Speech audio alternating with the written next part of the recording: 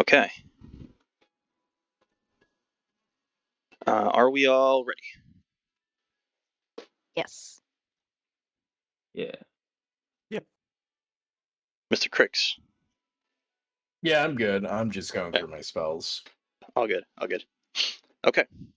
So, yeah, where we left off, you had just finished your engagement in the arena. The crowd was in a massive uproar following your victory in the goblin encounter that you'd had. The portcullis had opened up that you had entered, and you were being beckoned out by that same large, sort of hulking minotaur. So you exit the arena. On your way out, the minotaur does step forward and stand in your way. He looks specifically at you, Elwyn, for a moment, but then tracks everybody else. Says, "The damned king requests your presence." What for? Sort of just looks at you and grunts, beckons you all. "Please, follow me."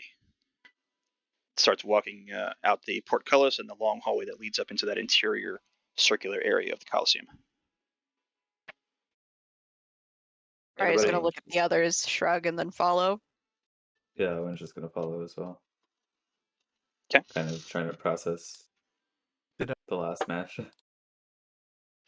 Yeah, Elwyn had quite the experience, so I assume Was he's there any still a little shaken.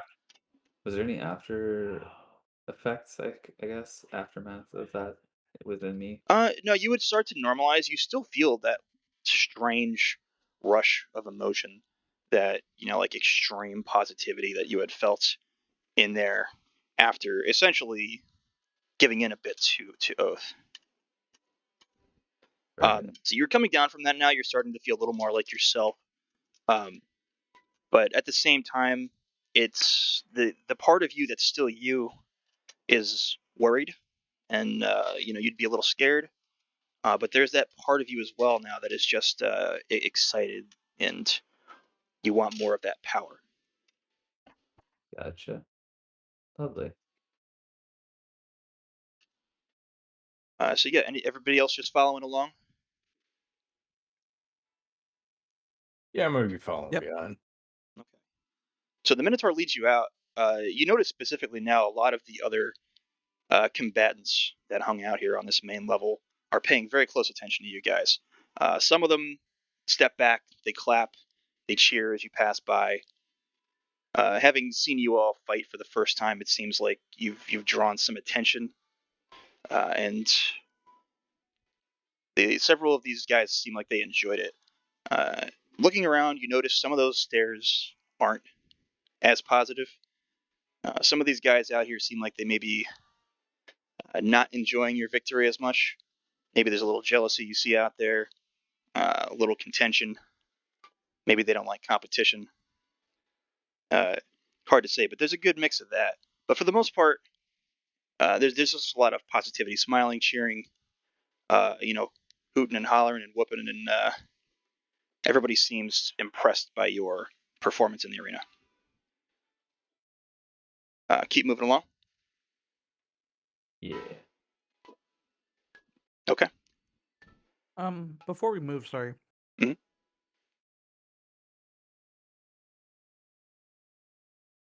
Could I guess, is there any like defining feature of people that are like less than enthused about us winning?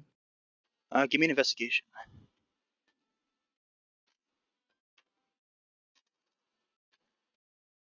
The thing that I'm very good at. I mean, Oh. if it's any, oh, good. 17. There we go. Okay.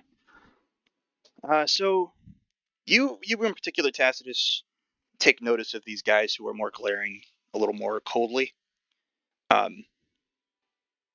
Starting to piece together information about them, you make a couple connections.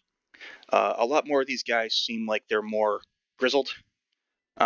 They've got more scars to them. They look older in general, not so much in features but in spirit. The idea that you get from these guys is that they're veterans of this arena, that they've been fighting for a long time. The people who seem to be positive are they look a little less matured, so to speak. They all look like they're way more positive in general, way more excited about being here in this arena. You get the idea that they're a little more either new or not as vetted within the Coliseum as these guys who seem like they don't like you as much.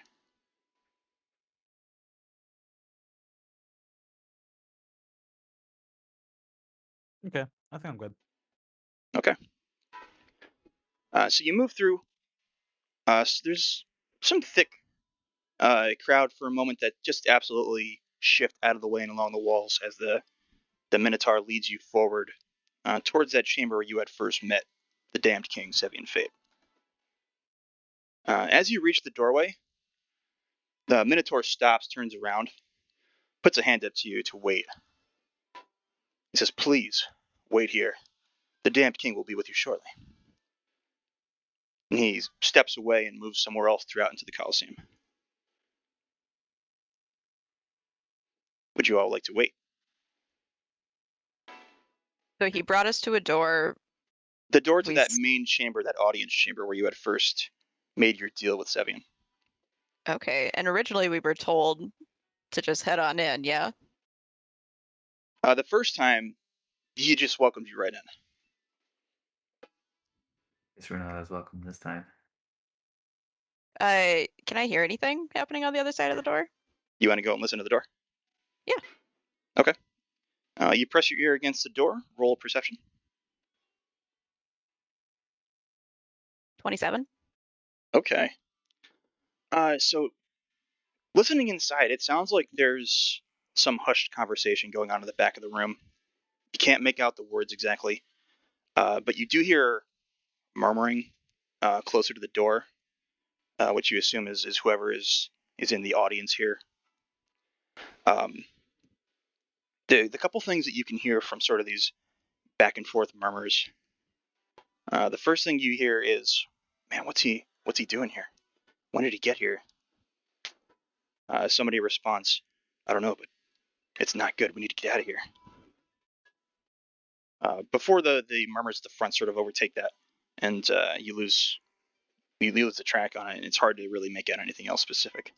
But it sounds like whatever's going on in there is very serious. Interesting. I'll take a step back. Can I look around and see if there's people watching us and how many potentially? Sure. Yeah. Roll just investigation on this. I have to whip out the dice.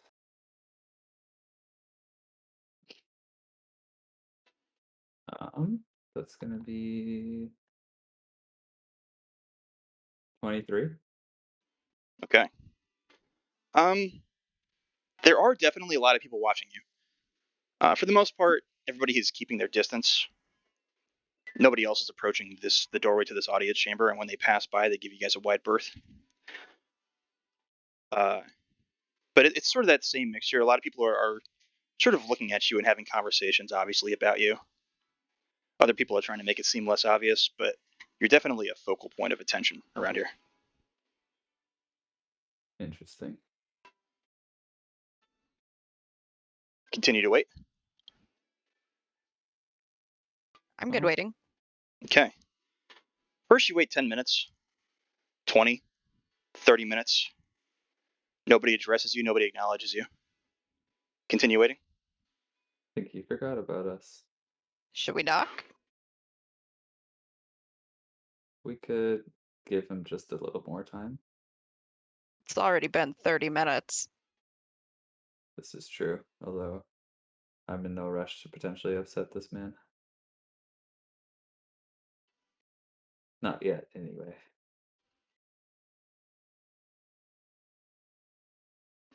So The deal continue we waiting. have is the deal we Reminding him have. of a presence is going to annoy him. I'm going to move towards and like knock on the door, unless not like if someone wanted to stop me, they could. I'm not gonna like just immediately run towards it, but Elwood sees you approaching the door and just sighs and does nothing. Anybody else want to interrupt or allow? Yeah, hold on just a second before you do. I'm gonna see if I can hear anything again. You can, yeah, one more Fine. time. You can try. Well, just if the conversation has changed. Yeah, perception. 25. Okay. So basically, the interior sounds very similar. There's still some sort of what sounds like now a little bit more of a heated conversation. You can make out the voice of Sevian himself a couple times, and then a sort of more grim, lower tone of somebody he's speaking to.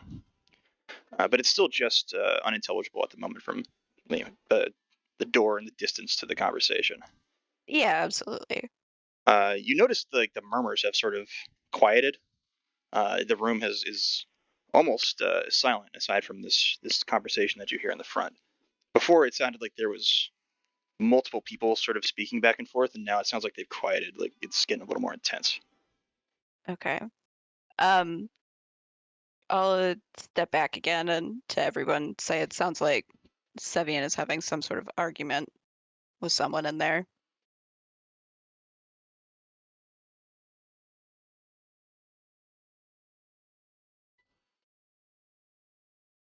Do you continue through and knock on that door, Tacitus, or do you want to wait a little longer?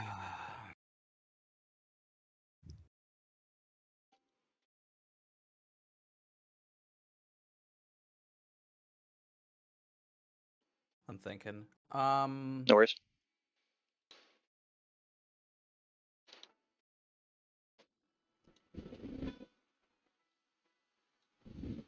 Yeah. I guess I'll just say fine. 10 more minutes. Okay. All right. Yeah, you wait 10 more minutes. For a moment, the conversation gets loud enough that you can sort of hear the back and forth through the door without even getting close to listen to it. Can't make it out still, but you notice the volume pick up. But the full 10 minutes passes by and nobody comes to address you.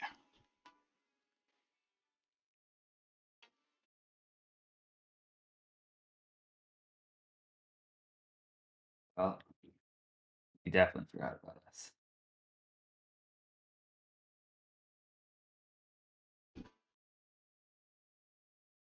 I'm gonna go knock on the door. Okay. So Tacitus goes over. Thump, thump, thump.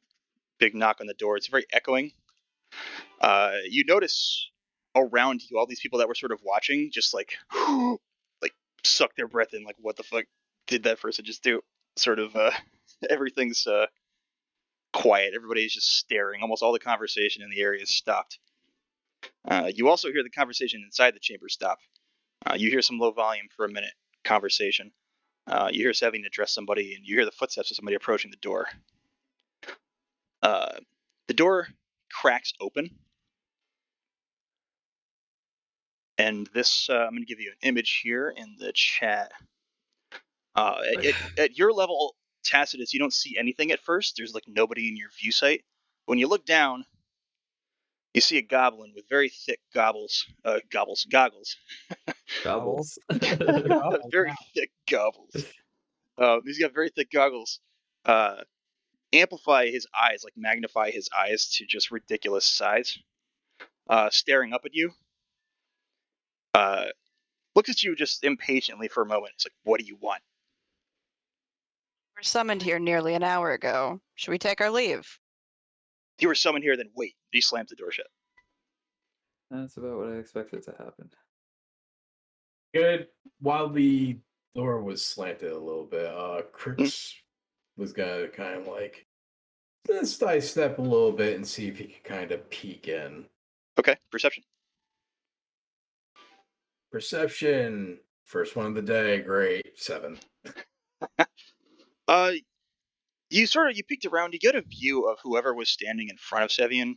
See the back of him. It's just a very large, hulking form that looked furry in nature, but you couldn't really get enough of a sight of it to get any detail before the door was shut. You did. I'd say you would also see the backs of many people in the audience.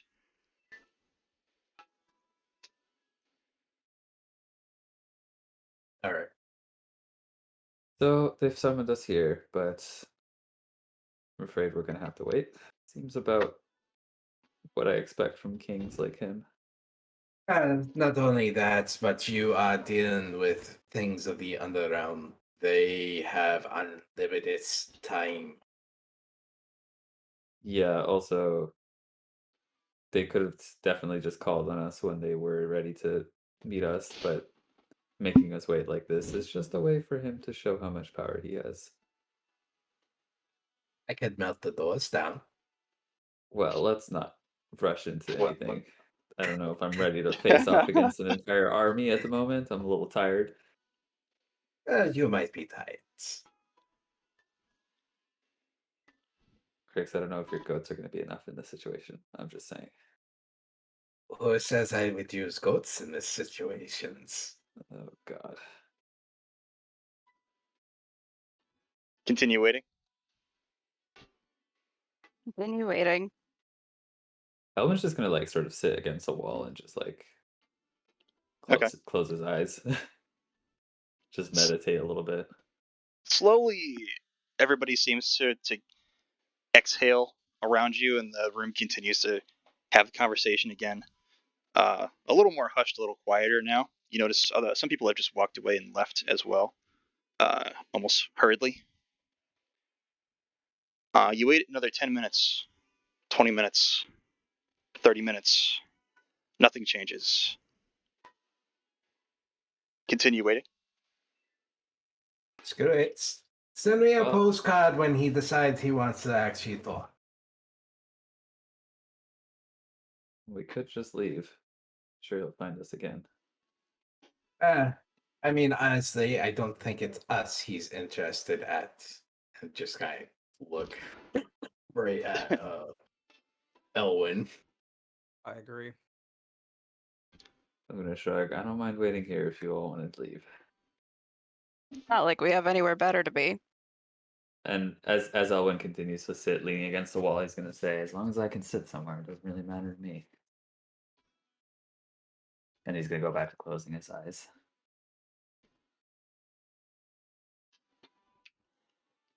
Did you have any idea, Crix, As far as what's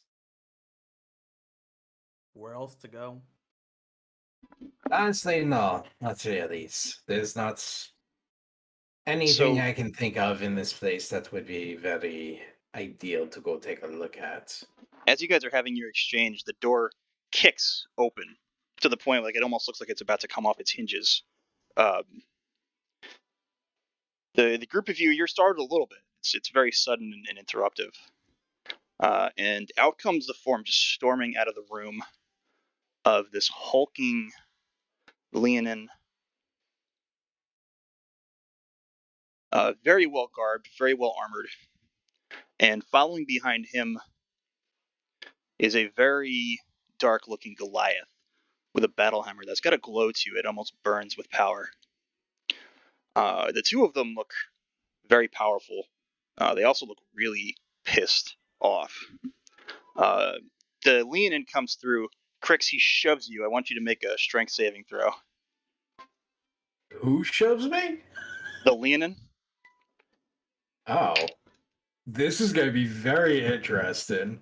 Oh, would I? All right, I'll make a regular save. A 19. Okay. So he shoves you, and you push back a couple steps, but you're able to sort of like hold back and resist against him. Tacitus, make a strength saving throw as he shoulder checks into you on the opposite side, just pushing right through the two of you as you're speaking. But it's a 2, which That is you is posted. a 20. Okay.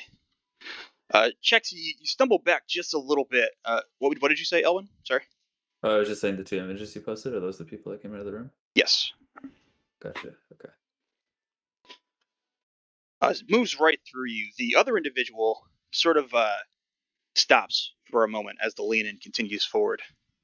Looks to the group of you. Sort of looks at each one of you momentarily. Spits on the ground in front of you. And continues on in the wake of that lean-in, moving off into the Coliseum. leaving the door wide open to the chamber to Sevian's room. Do you all do anything? They look like they're having a bad day. We're fans. Crix is just gonna kind of eye the one that spit on the ground, and as he's walking away, Crix just smiles slightly. Okay. Yeah, they move on. Everybody seems to give them a nice wide berth as well. You notice these groups of individuals that we hear talking, even if they weren't going to be anywhere near these guys, give them space and more space than is absolutely necessary. What? I guess what would I know about Leonin? Leonin are mostly nomadic. Having probably spent time in Scophos and the Badlands in the north, the Leonin are over the mountains in Oreskis. Oreskis is mostly plainsland. Most Leonins spend their time there. They do not like most individuals in Theros. They sort of keep to themselves. In the past, there was a vile tyrant that ruled the city of Meltus. Everybody sort of knows the story of this, and the Leonin were his primary force. He used them as a sort of slaved military. But as such, when certain heroes rose up and overthrew this tyrant and retook Meltus and started like banishing his armies from surrounding territories, the Leonin were basically expelled and driven off out of the cities without even really being given a chance. It's just there was such malcontent and hatred for them for their role within this individual's military that they just wanted them gone. People wanted them gone. And Leonin at this point have never really, for the most part, have never really forgiven Theros. The city of Meltus, especially as it's sort of grown and evolved since that time, has tried to have diplomatic relations with them and diplomacy and attract them back into the city. But the Leonin don't want to hear it. They don't. There's really, to them, there's like no words that can resolve what had been done and what happened.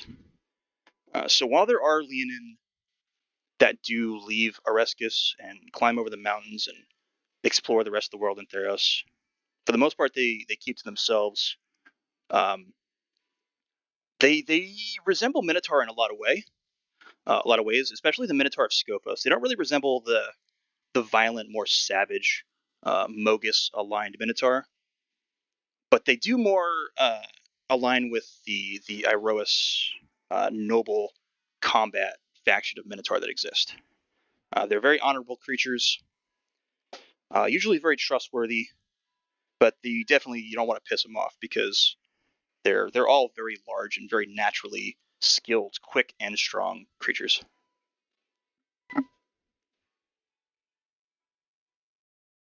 Okay.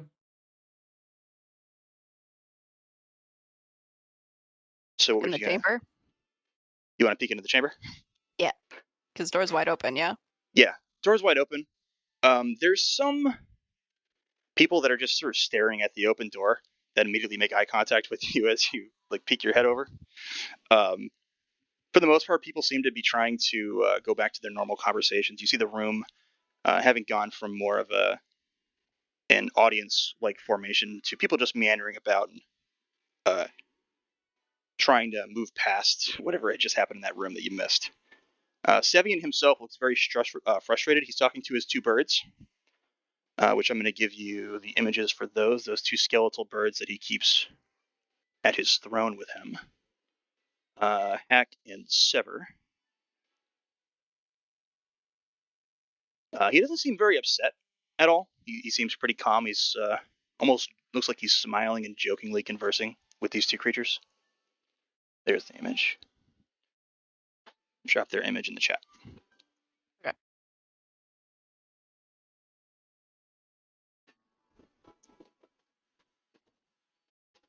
Yes. Would you like to move inside?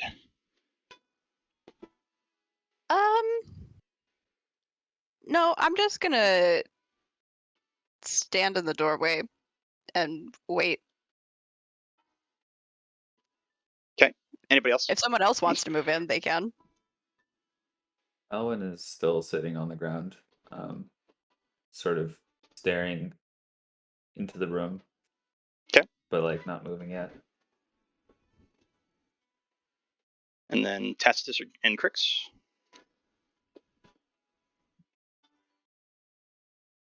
I'll just stand where I was, looking in, Um, sort of arms crossed. Okay. Crooks would probably go towards the doorway, lean against it, and probably just be like, "So, how's your days?" He would Just- do that. Just into the room. Not walking completely, just stand in the doorway, lean against like one of the sides of it. Are you shouting this or just like casually? No, I'm just saying regularly, just like enough that I think he can hear me. Okay. He does notice you. He sort of stops his conversation with his birds, looks at you. You see him just reach up and snap his fingers a couple times, and you see to your left a bit of that crowd sort of getting shoved out of the way. And after a couple moments, you see that goblin appear, sort of like move up and try to stand very official looking, but he's really looks kind of ridiculous, almost looks drunk with his magnified eyes behind those goggles. Clears his throat like, the damned King Sevian fate will see you now. Please, over there. And then he points to the throne. Oh, well, thank yous. Yeah, I see him.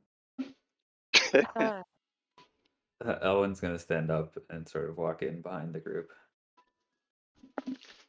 The room clears the way. As previous, they all move aside and give you a direct line to Sevian, who's just very like haphazardly, lazily sitting in his throne. He's got one leg thrown over one of the arms of the throne, and he's looks to be eating some sort of wretched-looking meat. Doesn't look any good, but he's enjoying it.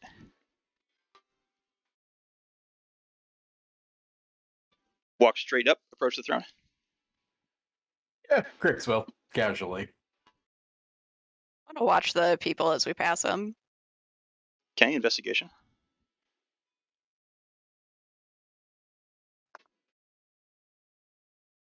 Uh, 21. A lot of these individuals, they look very out of touch almost. You can't quite tell what it is, but they all everybody is looking at you. As you sort of make eye contact, several of them look away as if they didn't want you to know that they were staring at you, but it's really impossible to not see everybody just eyeballing you as you walk through. They do look very different from everybody else that you've seen in this Coliseum. They don't look like combatants or warriors. They look more akin to dignitaries or nobles or officials, like government officials, is sort of the vibe that you get from them. But there's like something off about them. All right. Tacitus and Elwin, you are both approaching as well. Yep. Yeah, Owen's just a little distracted walking behind everybody. As you reach the throne, the goblin was just moving alongside you as you passed. He sort of stumbles over and stands in front of the throne, does a bit of a military snap to, and just sort of has trouble standing up straight. He leans to one side and then the other. It seems like he's losing his balance, but he's okay. He's maintaining himself. Sevian himself, for the most part, give it like 5, 10, 15 seconds. Doesn't even acknowledge you. Just munching on this big leg piece of meat of some creature that you can't identify. Finishes it though, throws it into the back of that goblin, who very quickly, like almost is knocked forward a couple feet. He picks it up and runs off to his right, to your left, somewhere else in the room with it. Sevian just wipes his mouth with his arms very crudely. Drops his leg and leans in on his knees. It's like, forgot you guys were out there. I'm sorry. We had a bit of a meeting. I'm sure you understand. I'm a very busy man. Yes, busy indeed. It seems like someone didn't agree with you and so. No? Oh, don't worry. Don't worry about it. I did want to see you though. I wanted you all here. I wanted to say I enjoyed your first bout. How do you all feel following your first real engagement here in the Coliseum? Did you enjoy yourselves? Owen just like stares at him, doesn't really say anything, just looks at him. Okay. Rix is kind of waiting to see if anybody else pipes up. Briar will be like, yeah, honestly, kind of fun. Yeah. I'll be honest, it's kind of a nice stress reliever sometimes. Oh, excellent, excellent. Maybe after the remainder of your fights, you'll all consider being permanent residents here in the Coliseum. Maybe we can work out some sort of arrangement.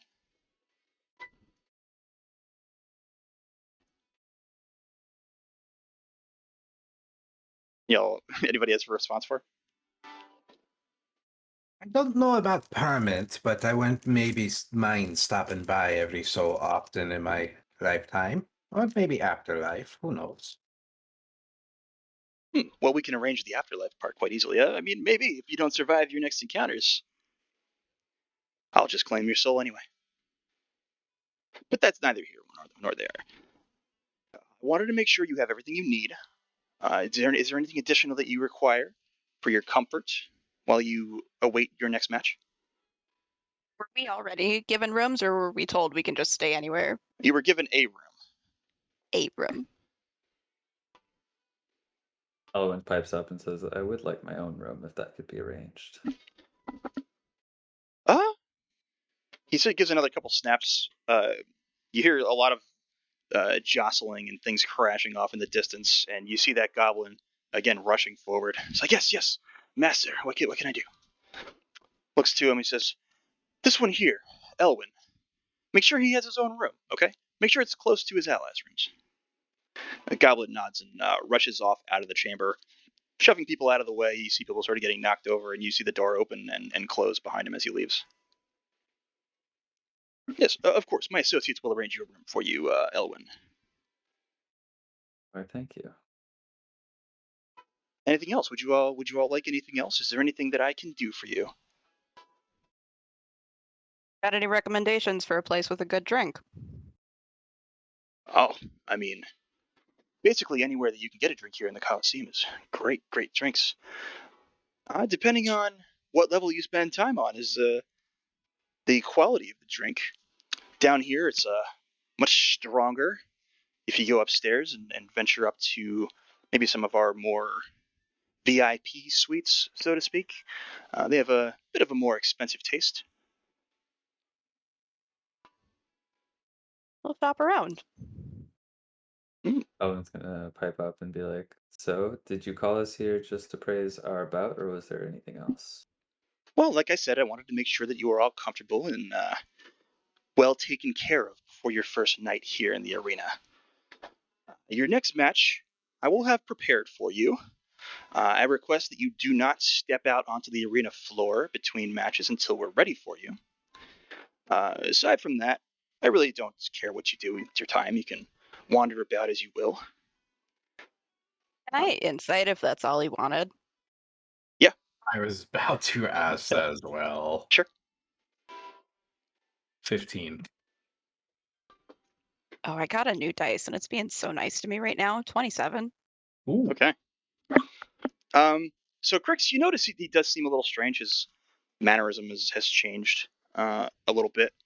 But Briar, I almost fucking called you Lizzie. Briar, um, do you absolutely notice that he sort of has this like wicked half grin? It's almost a tell. You can pick it out now. You've had enough communication with him, and you've been in a world of sort of piracy and that sort of thing for such a long time that you can pick these sort of things up. You absolutely take notice that he's got a bit of this little half grin that pops up on the side of his face, just a little bit of a smirk, and it happens almost at every time that you're starting to question the things that he's saying to you. And you're starting to notice it this time especially. It's popping up quite a few times. You get the idea that he's got some sort of ulterior motive in this situation.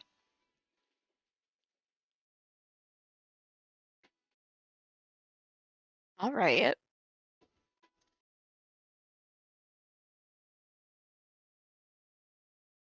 Anybody else? Or did you want to react to that at all? Yeah, I don't know what to do with that information, so Okay. I'll keep it in my pocket. So yeah, he continues. Ellen, Oh, go ahead, Ellen. Sorry. I was gonna say Ellen doesn't trust him regardless, no Yeah. matter what he says. I'm kind of in that boat. Not a bad call. So I have two questions. Oh. First one, and this is more of interested. Those two that just walked out and whatnot, the Leon and Garif, are they competitors within the arena? Don't worry about them. They're just a couple of ruffians. They like to stir up trouble every now and then. But don't worry. Nothing of your concern. None of your concern. I was just wondering if that might be something later on where we get to, put some battle. Oh, would you like to kill them? You seem too excited at that. Oh, I can arrange a fight. Would you like me to arrange an additional fight? I can have them in the arena in moments. I was just curious if they are compatible or not. It seems like if that is the case, then you would answer my question. Oh, well, anybody here in the Coliseum can be a competitor. This is true. The second one was the interest within the fact that you've mentioned in the agreement that we have is to get Savas here, or at least the part of the soul that you're interested in. Yes. Yes. With the souls that you collect, you're able to communicate with them and whatnot, right? Of course. Well, I was curious if we could be able to communicate with that one that apparently Svas is interested in, Bella. Just more or less to get maybe a little bit of information, something that we might be able to use as, say, bait. Absolutely because not. Absolutely not out of the question. No, you can't speak to her. You wouldn't want to speak to her. She's not really in her right mind, so to speak. She's been through quite a few battles. She's lost several, and she's died in some violent means and manners. So she's not all quite there. You really don't want to talk to her. But in any case, by all means, don't speak to her. I'm He's a right. combatant here. What did you ask, Briar? So she's a fighter here. Oh yes, I've toyed with her at the Coliseum for some many years. When was the last time she fought? Oh, just recently she played with some of my pets. It's right before, I'd say actually probably right as you arrived. I see. Can I investigate? Not investigate. Inside check that. Sure. What do I you? was gonna insight check the whole fact that he was like absolutely not blah blah blah. It was more or less thinking along the lines of if he really does have her soul or not. Okay, so you're trying to see through some of the things that he said to you if he's being honest about actually having her. Yeah, more or less in the fact that that last part too, like having her in the Coliseum. Sure. That's shortly. That's not bad. 21. Okay. I'd say you make the connection between that moment that you had all sat down and watched a fight before your first bout in the Coliseum. You had seen a woman with red hair battling some very large crocodile-like creatures. Sort of checks out with what he's saying. So you definitely notice, for whatever reason, if he's being honest or not about not wanting you to speak to her, or if you almost get the idea that he's trying to goad you into it. Right.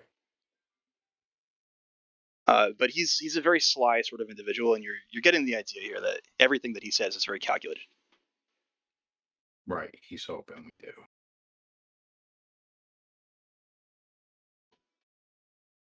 Yeah. He leans back again. He's like, yes. So whatever, just don't speak to her. Don't worry about it.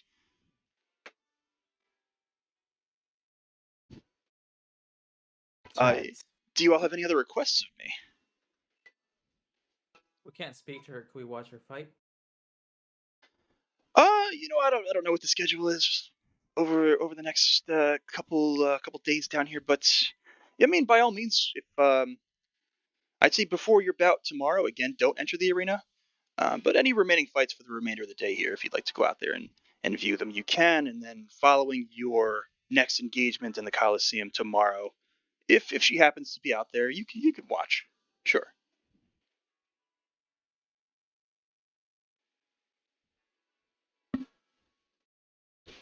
Anything else, my friends?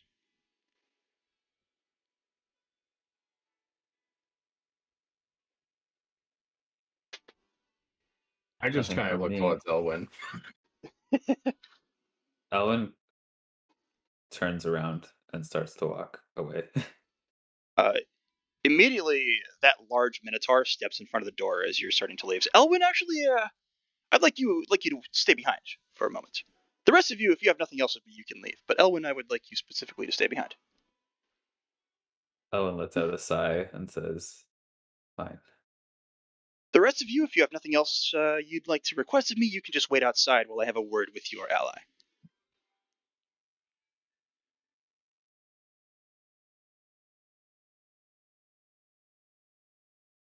Are you guys okay with that? Do you step outside the room? I'm thinking. Okay. Yeah.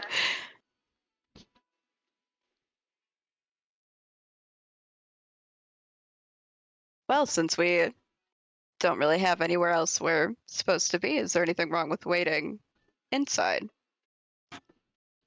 I would like a word in private with your ally, if you don't mind. It's nothing serious. Just something I noticed that I wanted to discuss with him in person. Just a little personal note. Rix just immediately goes, "Oh, so you've seen the power tools?" Power? What? You all seem quite powerful. What do you mean?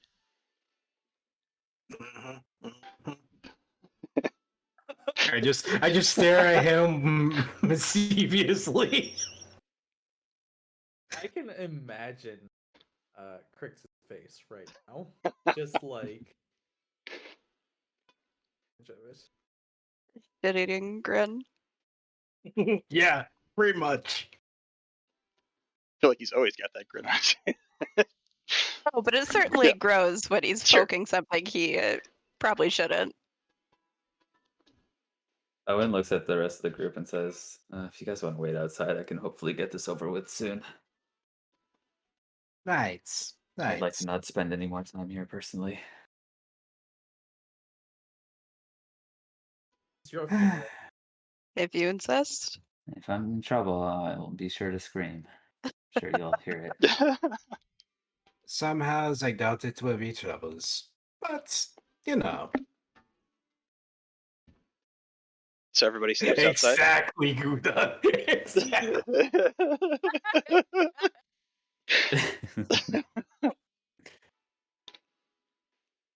Everybody steps outside. Yeah, I'll leave. Tacitus and Crix. Yeah. Yeah, I'll take my leave, and as I'm walking by, I'll just pat Elwyn on the shoulder. Okay.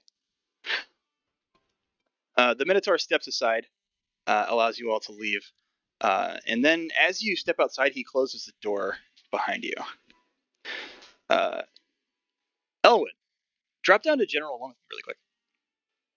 All you guys, nobody spy on us on the Twitch VOD. No spying on spy. Yeah, no spy on spy.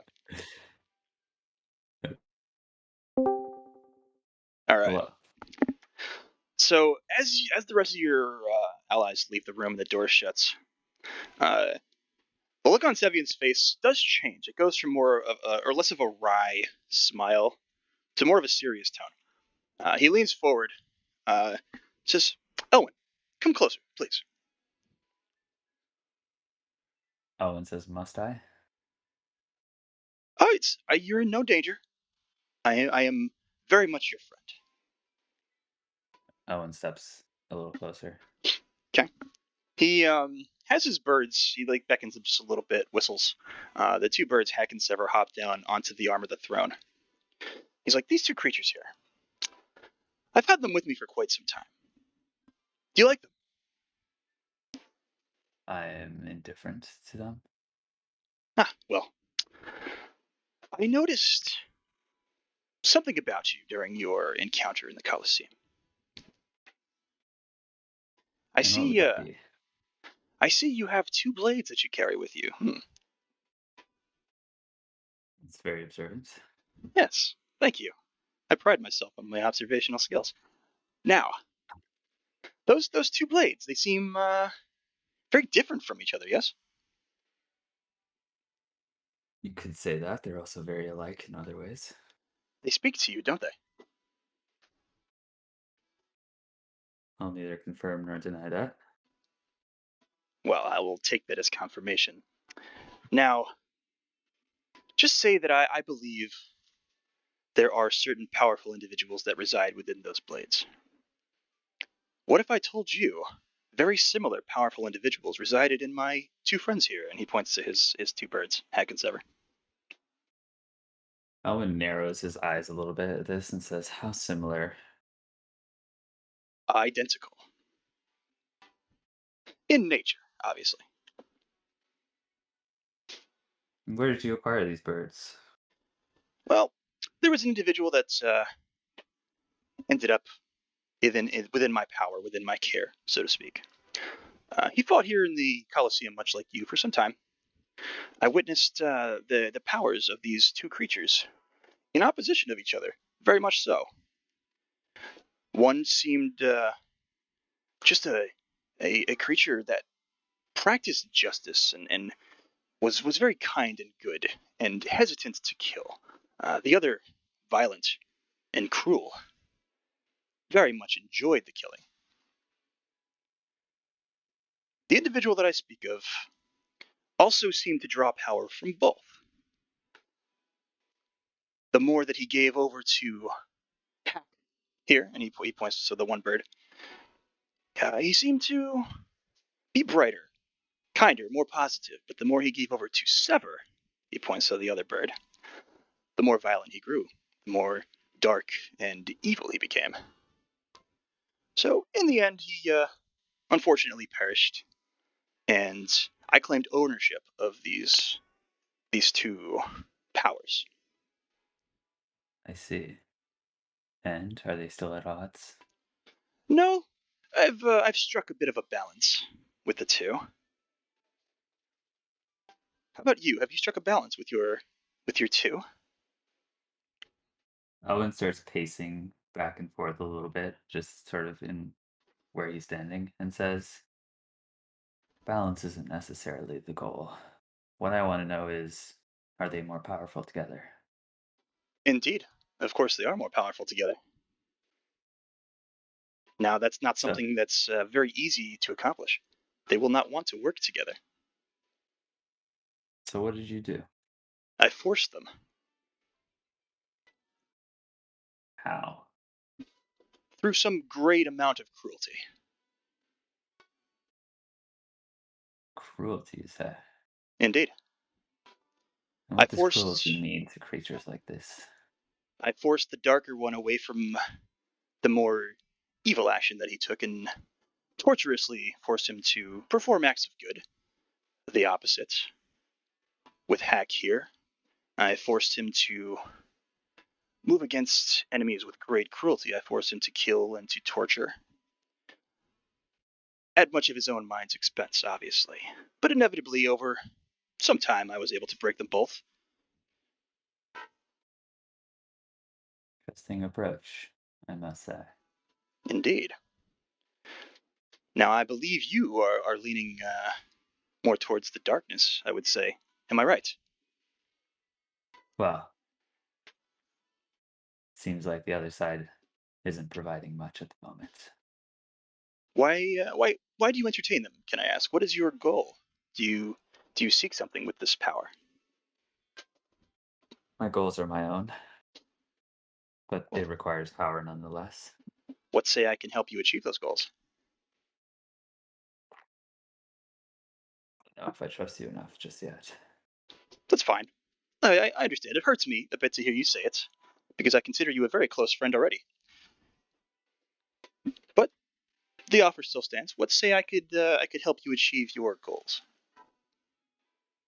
And if my goals mean if my goals require me to leave this underworld, what then? I can allow it, but I What's want to the hear. catch? Well, first you tell me what would you like? What is the power which you seek, the thing which you seek from these entities? I assume you don't hold to them willingly. Well, considering that you've given me much information, I guess I can oblige with just a little bit of information. I seek certain higher beings, and I seek to find them and potentially destroy them. Interesting. Interesting. And for Seeing that, I require much more power than I have. seeing you are what you are, I assume this is a familial encounter you seek. Perhaps. Interesting. And you believe the two powers in your weapons are able to get you what you want. That I don't know. They'll have to show me more before I can tell. Well, I'll tell But you what. currently, it is unbalanced, and one side is not doing nearly enough. Oh, I promise you, all they will do is lie to you. The both of them, the good and the bad. They both want you, for their own reasons, their own necessities. They don't seek to help Uh, you for your needs, but I do. uh, I will take power where I can get it, Well, as long as I can accomplish my goals. let's say I can assist you in gaining the power that you seek. What Would would you want in you? return? I would want you to gift those blades to me. Gift these blades to you. Indeed. I would And you're saying trade you to will you. replace it with a power higher than these. I would trade to you something much more powerful. I'd have to see it first. Very well. He leans back and snaps his fingers, and the door opens in the back. Says, "Come see me after your next bout tomorrow. We can discuss more then, and I will present said offer to you." Very well. Very well, And Elwyn. then I hope you see me as your friend as I do you, and I hope I am able to gain your trust. Enjoy your time here in my Coliseum. Owen turns around to walk out, but then he stops and looks back and says, "Trust is not an easy thing to earn." And then continues walking. He was about to respond to you, and you sort of cut him off. You hear him Yeah. scoff a bit in the back. So, do you exit the room? Yeah. Okay, let's go back up to the tabletop channel.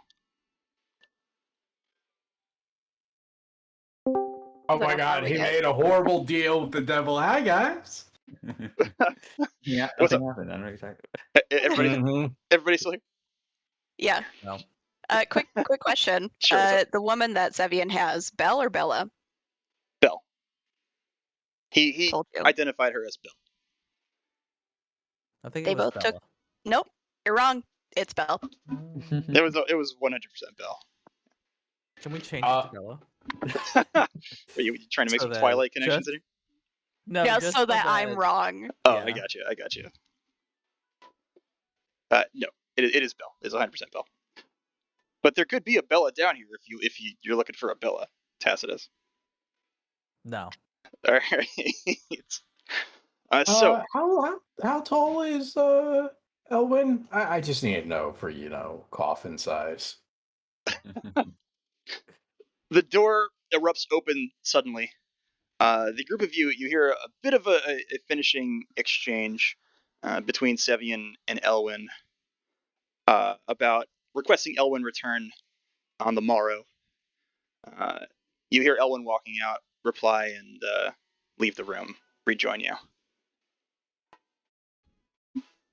Making friends. I don't know about friends. I would like to do immediate insight. Okay, what do you? Not on the friends part, but to get a judgment of mood. 17. Okay.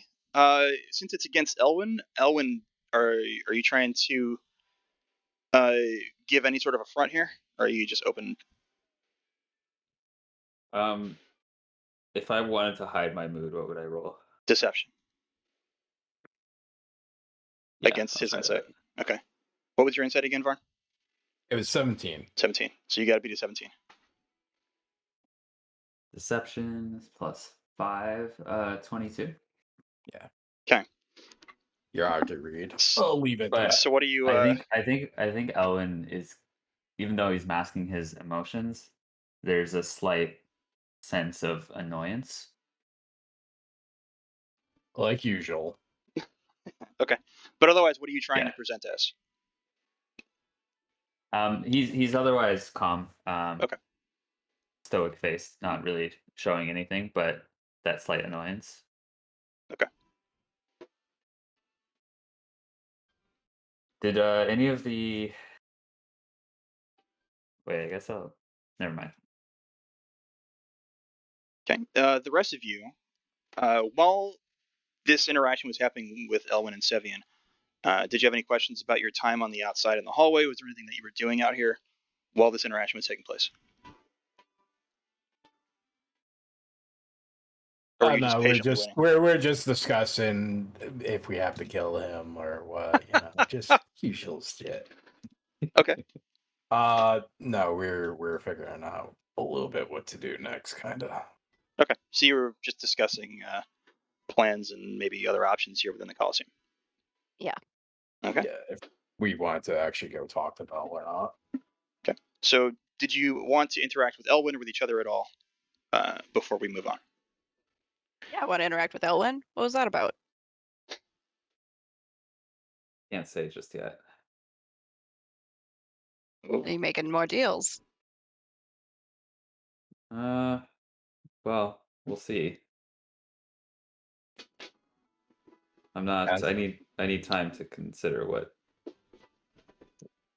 just happened. But So general and- gist is something was offered, you'll think about it. let's just say I don't trust him. Oh, you don't say. Wow. Sure, you guys got that. Glad we're on the already. same page. You have to understand how it looks from our end. For you to have secret conversations with him and then to come out here and say nothing of them. I'll tell you in time. We're Just also have in the to- middle of a hallway with a bunch of others. Just kind of looks around the hallway.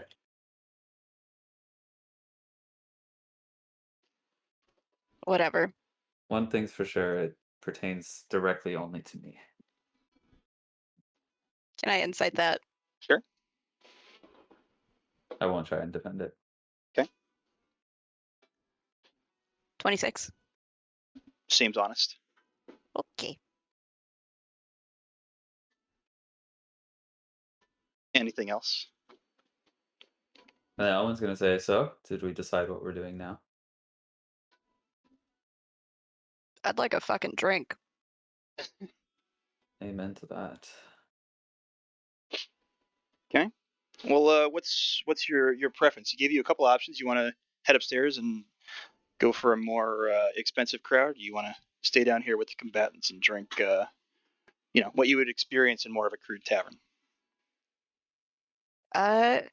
You want I that would dark like- ale, or you want something nice, like a nice whiskey?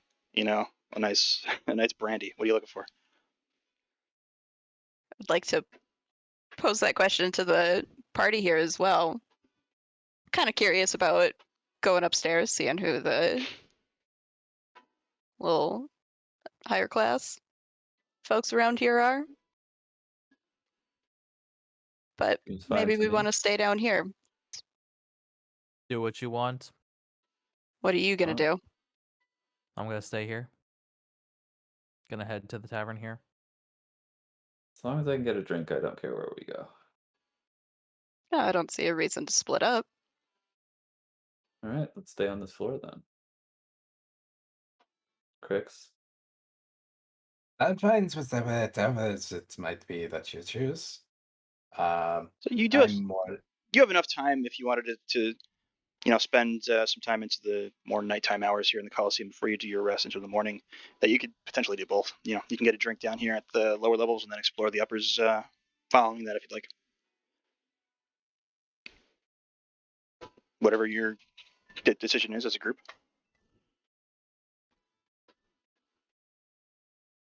Well, we'll start here and see what happens.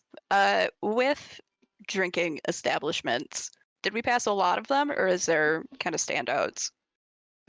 So you definitely notice everybody in the area had some sort of a beverage for the most part. The area that you saw, the first one, the closest one to Sevian's chambers here, is just a little bit down the hall towards the main entryway that you had come in from. There was sort of almost like an alehouse like setting built into the structure along the outside that sort of pitches in and is enterable from the interior of the circle. So there's a number of other ones that you pass along the way as well, but that'd be the closest one. Okay. I'd say that'd be the most memorable. So if that's the one that you wanted to visit, you can go right there, or you can travel around the rest of the sort of rotunda here and explore and find another one if you'd like. I specifically want to look for. How would I describe this? Well, I want to see if I can find that pair that we ran into before. Oh, interesting. Looking for trouble. Huh? Do you share that with the rest of the party?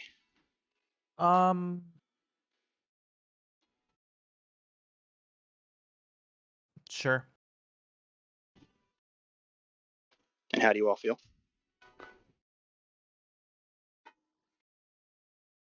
That is quite an interesting thing that may be suggested, because I was kind of similar thinking something that the line too.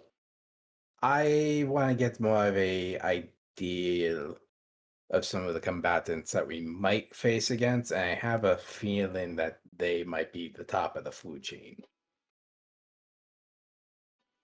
So as long as we're not fighting them, it's fine by me. Okay. Briar? Where should we start looking? Guess all the taverns on this floor. Are they all closed door, or is it something you can walk by and see inside? Everything down here is wide open. There's really no areas for privacy down here. All the like private chambers and that sort of thing where the doors were closed were on that upper level. Okay. Then let's start walking in the direction that they did and keep an eye out. See if we spot anything. Sound good? Very well. Okay. So unless anybody has any objections, you continue off in the direction that you came. As you're moving along, you notice pretty much as you pass through, everybody sort of makes eye contact, acknowledges you all, and has their own little private conversations about you. As you leave the area around Sevian's throne room and chamber, you again see people sort of look at you and then nod and smile. Some of them wave or lightly bow as you pass by and approach. And again, you get some of those cold stares. So, of the people that seem friendlier, Mhm. If there's someone that's like, I guess, particularly close, that like particularly close to our path / isn't in a big group of people, I want to talk to them. Okay. So I'll give you a few options. There's two younger human individuals. They are dressed in what is very like hoplite armor that you would have seen more of an Acrosi soldier or something, in the world of the living. Okay. The two of them curtly nod and sort of like bow their heads respectfully as you approach. You see another individual who looks to have more of a northern-like armor. He's got a lot of furs and more crude iron plating to him. Looks a little more thickly armored than them. He was sort of standing on his own, leaned against a wall. Big, hairy, almost like northern or Viking-looking kind of a guy. He individually steps away from the wall for a moment. It almost feels like he's going to approach you, like it's a little threatening, but he stops himself and just gives you a light bow. Doesn't smile, just sort of respectfully bows and makes eye contact with you and maintains with it the entire time that he bows. The Okay, last group so- that I'll give you as an option, there's a group of 3. 2 of them are Leonin. The other one is a Minotaur.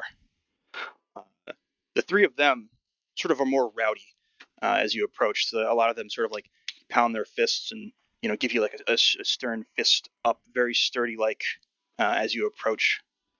Clearly giving you indication that they believe you're prominent fighters. They like your fight style, sort of a thing. Yeah. I'll make the same gesture towards them and walk over. You want to walk over to the 3? Yeah. Okay. So the 2 Leonin, they're a little more cat-like than the one that you had seen earlier, who was definitely like an older, gruffer sort of a Leonin. These 2 seem a little more like more of a smaller build, agile. They both have very dark fur with sort of white striping along in multiple places. The Minotaur, you recognize as definitely more of a Minotaur that you would have seen in the Northern Badlands. Doesn't look like a very well put together individual. You can see the violence in his eyes as he approaches you, and you definitely get the idea from his build and his mannerisms and how he presents himself that he's a follower of Mogus, enjoys the slaughter type of Minotaur. I see. The two Leonin nod respectfully as you approach. The Minotaur himself is like, oh, brother, I saw you in the arena. Quite the fight, quite the fight. You defeated many. That I did. A fine sacrifice to Mogus. I'm sure he will dine on their entrails tonight as they are reborn to die again. I don't say anything in particular, but I sort of nod and turn to the Leonin and say, "Did you see the older Leonin and that Goliath from earlier?" We did. They were Who were they? quite upset. Honestly, I don't know. I know them as prominent members of the arena, prominent fighters. I believe they are involved with one of the groups upstairs. A certain individual, proprietor, if you will, maintains a private chamber upstairs, almost 24-hour party. They spend much of their time up there when they're not down here. I see. No idea what their names are. Not common fighters. They are common fighters. Many of us don't share names. We end up in combat against each other quite often, so some of us ally ourselves, like me and my brothers that you see here. For the most part, if we do not form alliances and fight alongside each other, we avoid each other. Fair enough. Well, And if you do seek them, you can probably find them drinking down here on this level before they retire upstairs for the night. I see. Well, thanks. Or thank you for your help. Good luck in your fights. Leonin nods. The Minotaur specifically looks to you as like, I hope we get to share blood with each other soon. Should I face you in the arena, I will give you glorious death. We'll see about that. He sort of smiles and spittles a little bit as he snorts out of his nose as he say that. He enjoyed the comment.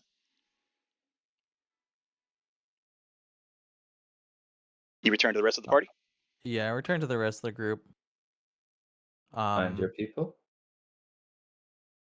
No.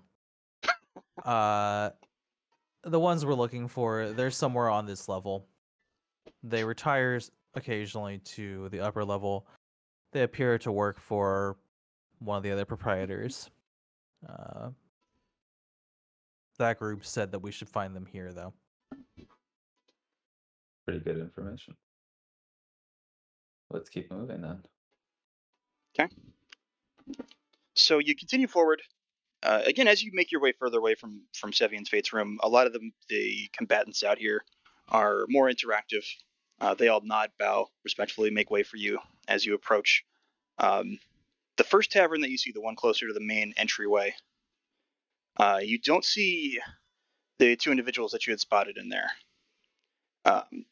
It's a little rowdy in there. It seems like there's a good amount of partying and gambling and that sort of thing happening that you can see from the outside. Continue on and look for them further. Or stay. I think we have a mission, so keep moving. Okay. So continuing forward, you pass by the tavern after just hanging out and listening for a moment. And it's just general merrymaking. You continue your way around the rotunda, around the circular area of the Coliseum, and you approach second tavern. In this one, you can clearly see the back of the Leonin. He seems to be in some sort of a fist fight. There's a circle being made. People are hopping up and down and cheering. That he is absolutely just bludgeoning and beating somebody badly. The individual that he's sort of beating on looks much smaller than him. Doesn't look like a combatant to you. Looks like more one of the prisoners that you had seen in the cells downstairs. Very tattered rags. Is not even half this guy's size, and just wailing on him as the rest of the onlookers sort of push this person into the Leonin over and over again as he just gets beaten and beaten. Off to the side of this fight that's going on, there is, a full bar with several of these servant-like individuals giving ale and drinks. Disgusting. Well, we found our stop. Like it. Shall we then? Yeah, that's cool. Okay. I'm gonna go straight for the bar. And the Elwyn's rest of following Briar. okay. Everybody else as well? Yeah, I'm gonna like glance over like as we pass by, but I'm not gonna head towards the fight. Okay. Do we see the Goliath as well? Roll investigation as you enter into the tavern.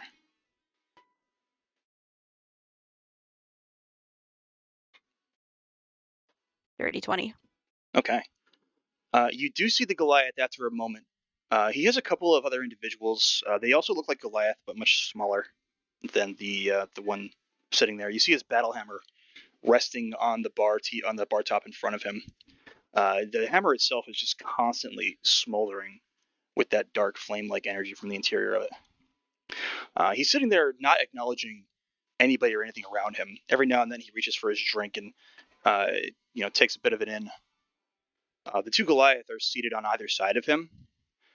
They almost look like bodyguards. They give him, a couple feet of space between, and everybody seems to avoid the very small circle around him. Whereas, for the most part, everybody's almost shoulder to shoulder in here. Like, you have to push your way past people to get towards the bar. All right.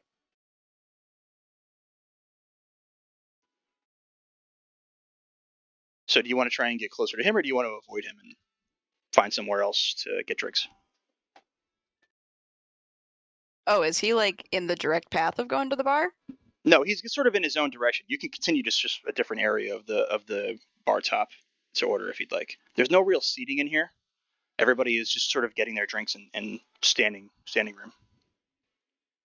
Got it. I don't want to go out of my way to like get up next to him. Okay. But I'll go to a crowded part of the bar that's like closest to him. Okay. So I'm not cutting through his little circle. Everybody else as well? Yeah.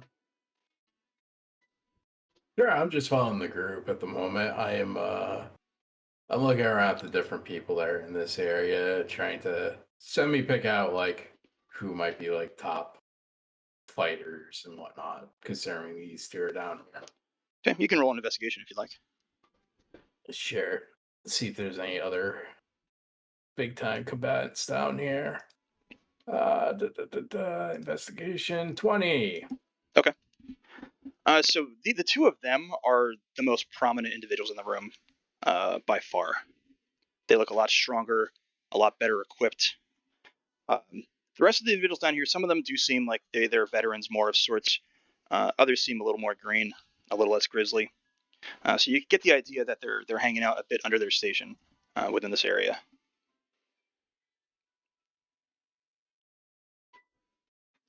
Right.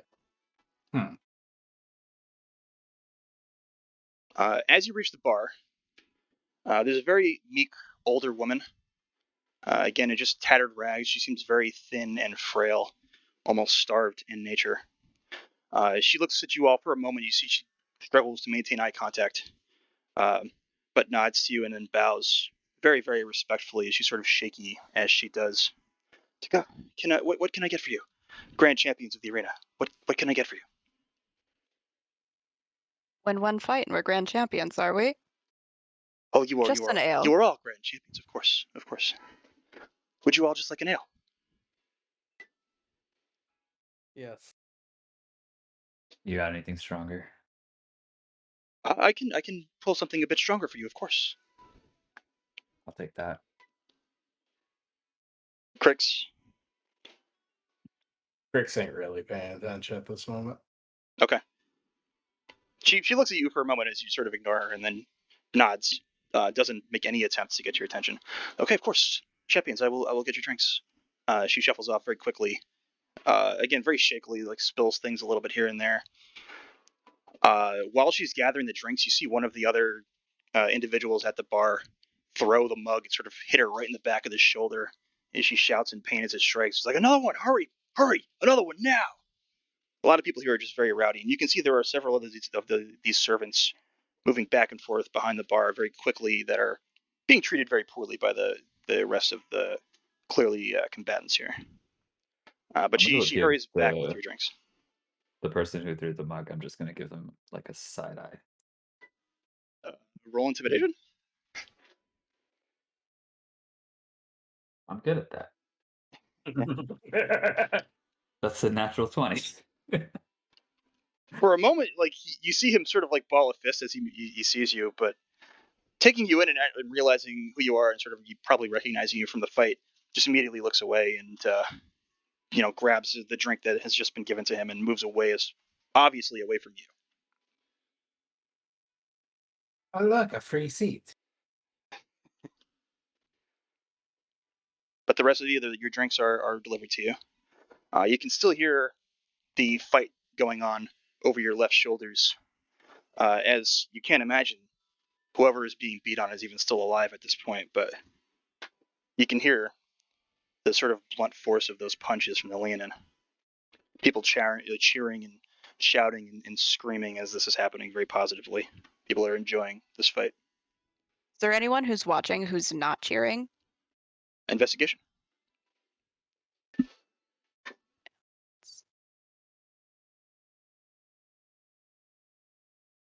Best is 16. Okay. So looking around, almost everybody is, but the first person that you see that isn't is a very misshapen looking goblin. I'm going to give you the image of this individual here. I cannot possibly imagine what you mean by misshapen. A misshapen goblin. I'm like Well, very curious. We've to got see a this picture. Yeah. So, Yeah. Misha? There he is. Wow. Okay. Okay. Sure. His Is that the armor he's wearing? That is the armor that he's wearing. His armor is very well fitted to him and it's kept very well. You can see again he's missing a portion of his ear. Looks like a very old injury, possibly something he obtained before he died and ended up down here. This is the most intense top knot Yeah. a person could ever have. I wasn't expecting samurai goblin though. That was not Yeah. at all what He I is- thought was coming. He is barefoot 100%, and you can see his feet are also sort of like they don't match each other. They're misshapen and malformed in places. He's missing several toes.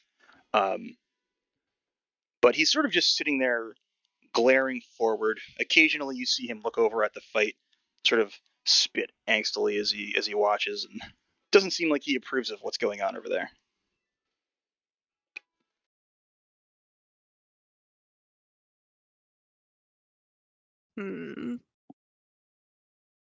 does anybody else have anything that they're doing? Um, I mostly was hoping for like other well-known combatants, not necessarily like I don't know, drunk, dumb fight pit. Alan's not Um, paying attention to anything. He's just invested in his drink and lost in thought. I'm gonna go ahead and approach this goblin guy. Okay. And I'm gonna follow behind Briar. Okay. comment that your energy doesn't seem to match those around you for this place. Roll a persuasion for me as you try to make conversation with this guy. Does he ignore you or does he talk back? That's a nat 20. He So can't ignore you, I guess. I'd like to point out that I also rolled a nat 20 for Oh, shit. Ooh. So we're gonna make use of that. This is very fated. This interaction. So he turns very slowly and looks at you, takes you in. You can clearly see that he's like, sizing you up and trying to get an impression of you. He, for a moment, looks quite angry, and you can see there's an intense emotion sort of brewing in this guy. But he eases himself back, bows his head to you. It's like, no, I don't enjoy it. They're crude. They're violent pointlessly. They don't fight for honor. They say they do. They don't fight for honor. They fight for joy. See that. There's no honor in cornered prey. Now I saw your fight, and I know you're a group of allies. I know what you fight for is honorable. You fight for your lost friends. How do you know that? I know things. I've been here for quite some time. I listen. I see. Do you fight for anything? I used to. Unfortunately, now I exist only here. I fight only so that I don't die. Though I wish it were different.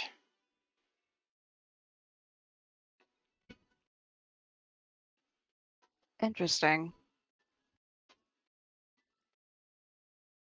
How'd you end up here? Mm. I fought in a war long, long ago. Unfortunately, I was on the losing side. I fell in battle.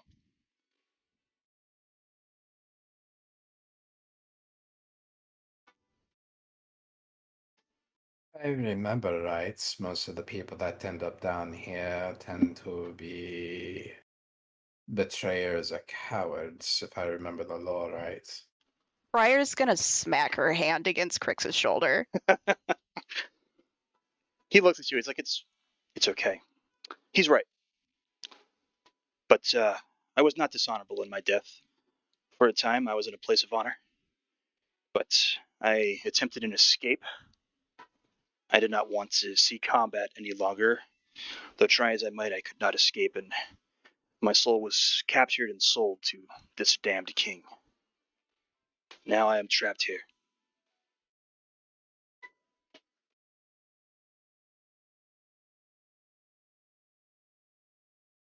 There are a lot of people like that, where they're not here because they necessarily deserved it in death, but because they were sold.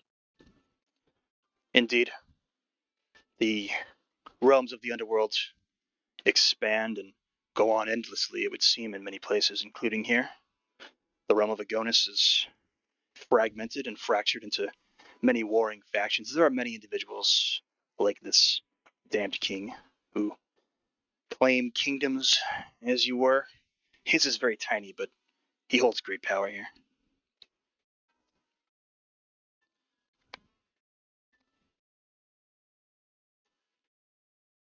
Yes. You can hear finally the fight starting to slow down out there. There's a lot of cheers, and looking over, you see there's just the beaten, bloody body of what's left of the likely very poor servant who was thrown to the wolves, so to speak, out there.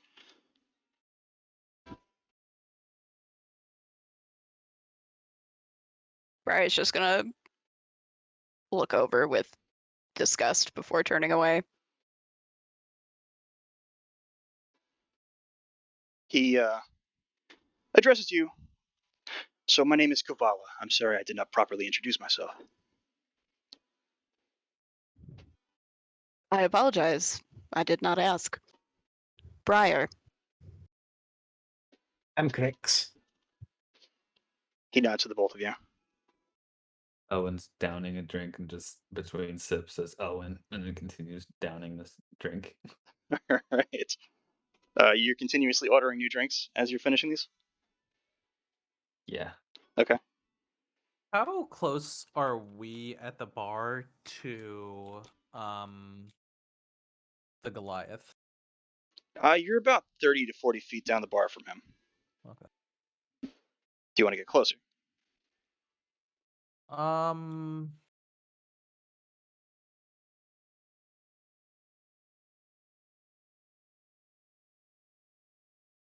Maybe not like approach him directly, but like I guess if he's along the way towards, if it could be reasonable that I would be heading in that direction without going directly at him, I would want to start moving that direction. Okay. Do you want to get close enough where you sort of have to be stealthy? Like, what's your goal with getting close to them? Mostly, I guess, just want to like see if anyone's talking about or like mentioning this dude or anything that's happening around him. Okay. I'd say without having to get stealthy about it, people just seem like they're avoiding him. Nobody's Okay. looking at him in his direction. You can definitely see that people are giving him a wide berth, and there's more space given to this guy than anybody else within the bar, aside from the Leonin, who's still involved in that sort of celebration over the fight that he recently won, quote unquote.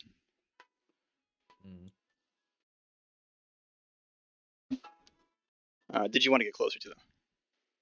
No, I don't think so. Not Okay. alone.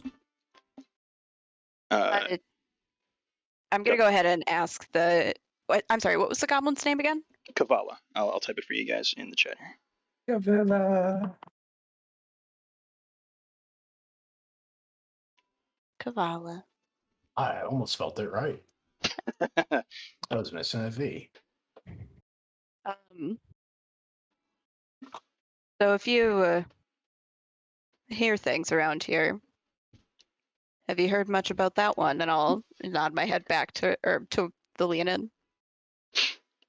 He looks over and he spits on the ground very angrily as he takes in the Leonin, who is very bloody at this point and seems to be enjoying himself, just cheering, raising fists, shoving people around within that sort of makeshift arena space that he's made for himself. Cavallo looks back to you. He says, "That one is called a Johnny." You're right, that one. Yep, I got you.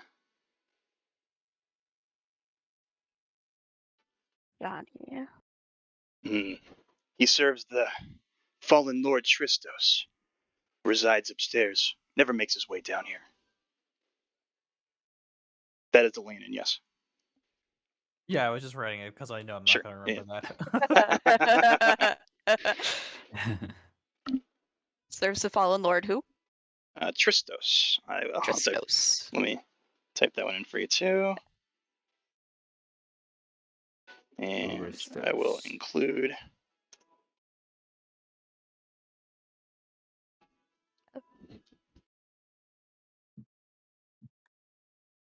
You also note that he sort of says that name with contempt.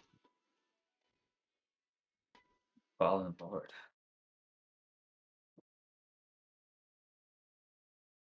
Where did he fall They have from? reason to come here often. They as in Ajani? Yeah. They come here when they want to yield the admiration of their lessers, if you follow me. I do. I'm sure they've had some sort of a bad day if they are here.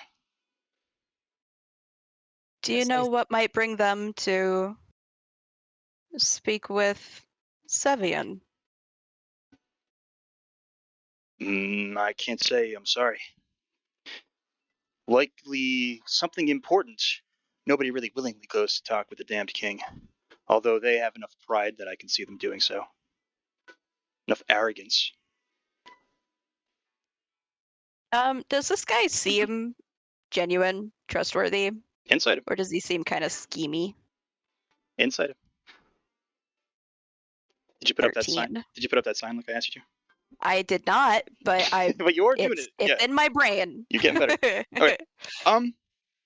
He seems obviously very. There's like an anger and a sadness to him that sort of makes sense and checks out. He seems, at least on a shallow level, trustworthy to you. Okay.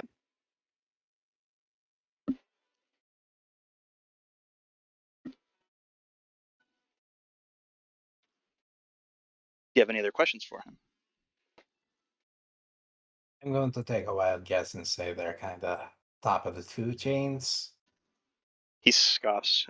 No, they're not top of very much. They are strong. They win many, many battles. But the only reason that they win is because their fights are more fixed. The Lord Tristos enjoys having people take falls. He likes more of a show. The warriors that fight for him are quite honorless. They enjoy only the pride and the arrogance of victory, be it real or not. Oh, so they don't know real combat. I wouldn't say that. I believe Ajani was some form of general in his past times. I don't know much about the Goliath, but they are formidable in combat. I believe they just don't enjoy the risk of further death, losing their minds. Tristos gives them protection with that. Those that work under him, they never face any real danger. They are thrown in the arena to beat up the lessers and put on a show. I'm going to take a wild guess and correct me if I'm wrong, but is Tristos somebody that goes and handpicks people that he wants qualify for, say, his teams? For the first time, he sort of smiles at you. Yes, indeed. You seem like you know his type quite well. Yes, I think I would understand quite well. Yes.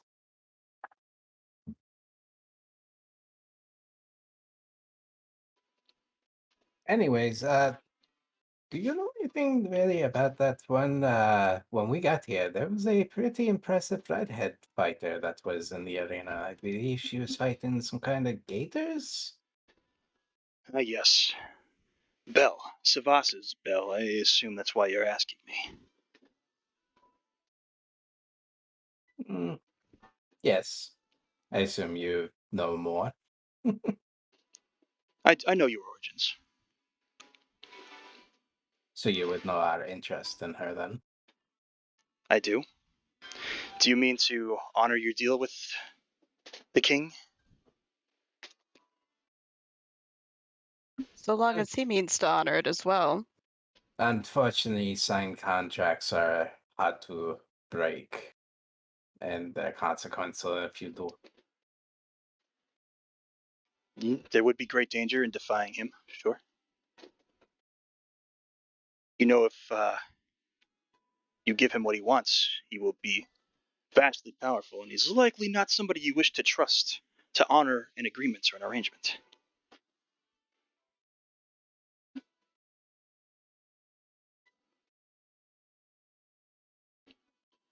What do you know of Savas? What do I know of Savas? I know he spent time here.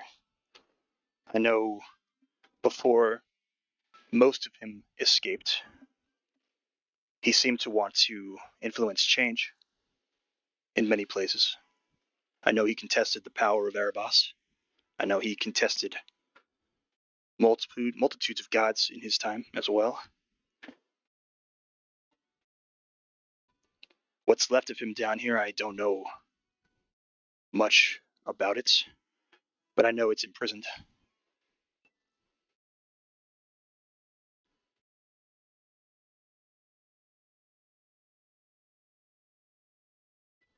Do you truly believe you'll be able to deliver?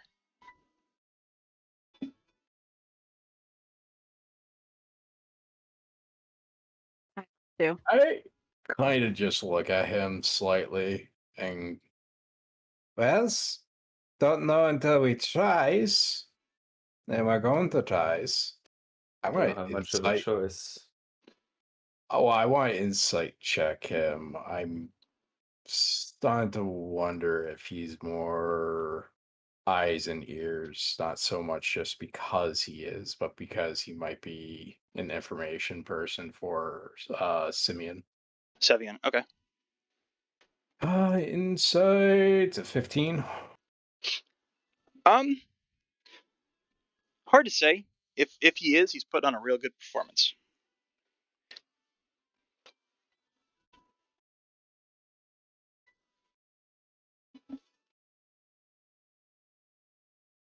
So do you know where we might find Belle? Indeed. She maintains a chamber of her own up on the third level of the structure. Know that the damned king has many eyes there. She is watched very closely, kept under on a very tight leash. He doubtless has eyes on us as well. Have you approached and joined this conversation, Ella? I'm just sitting sort of beside them, Okay. Drinking. drinking and chiming in every once in a while. Yeah. Does she come down here ever? The only time I've ever seen her is when she is making her way towards the arena for her engagements. I see. And she's escorted right back upstairs. A very tight leash.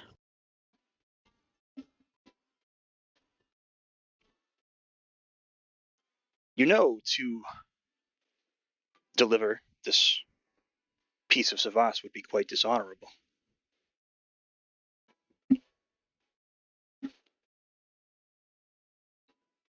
I understand why you would do it, but is it really something you seek? The Voss condemned his entire crew to this place. He abandoned us first.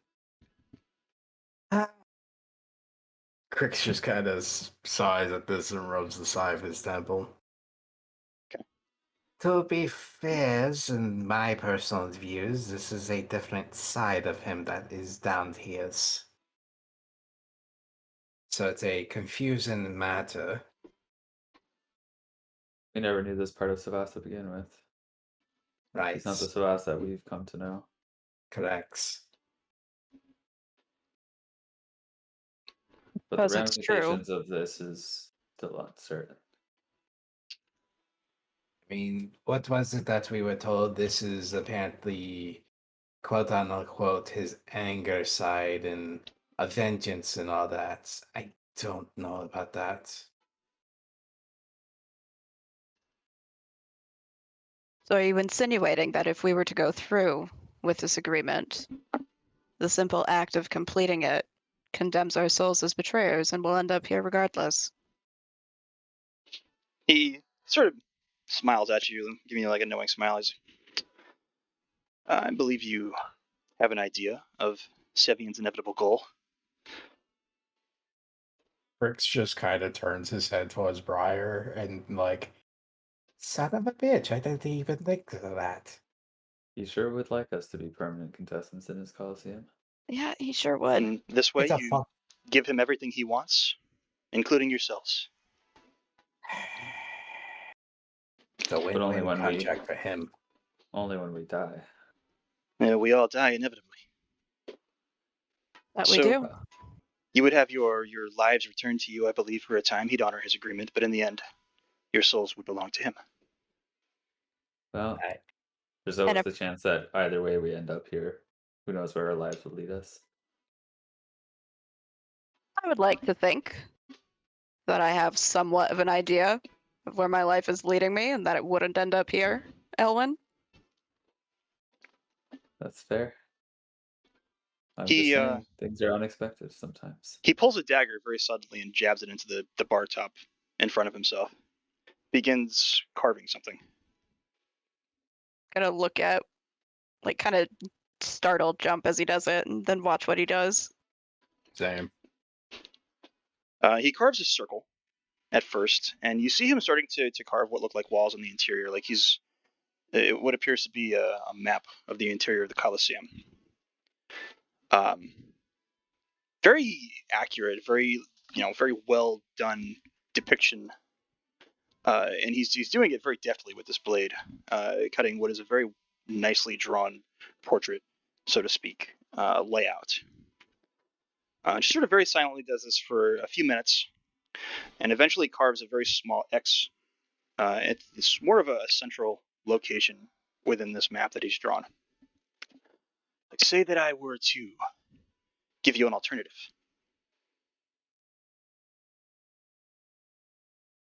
Say that you were. I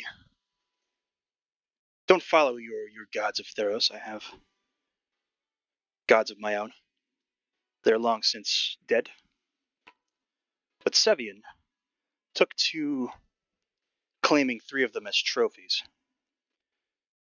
Their remains are sealed below, behind a labyrinth. Should you get through the labyrinth, at much risk to yourself, and reach their tombs, I believe what you seek will be waiting for you there. He points specifically to the X that he had carved. This is the lower levels of this Coliseum. If you commit this to memory, follow it exactly, you will find the entrance. It's not known by many. It's avoided by most. But I believe, should you find this location, make it through the labyrinth, you will be gifted great information and assistance, I would hope. Why are you telling us this? Given that I guess this conversation is going on for longer than I expected it would when Sorry. everyone left, I'm going to walk over now. Okay. Yeah, it's really the dual 20s. Like, there's a connection here. And he really, he looks specifically to you, Briar. He's like, I trust you. I don't know why, but I can see that your wish is to be just and to do good. I haven't seen very much of that here for a very long time. I believe if anybody can make a change to this place, have an impact that isn't just deception and death, it's you. There aren't many that know about this place. There aren't many that care.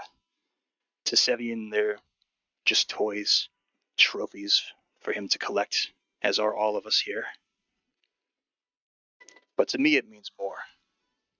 And I believe it should mean more to you as well. So is he implying that his 3 gods are in that location, or that the crew is in that location? The way he's depicted it to you is that there are the tomb of 3 gods down there. His gods Okay. that he's said aren't the Theros gods, but fallen gods. That we'd find information we're seeking or something. Yes. Yeah, and that they would have information for us.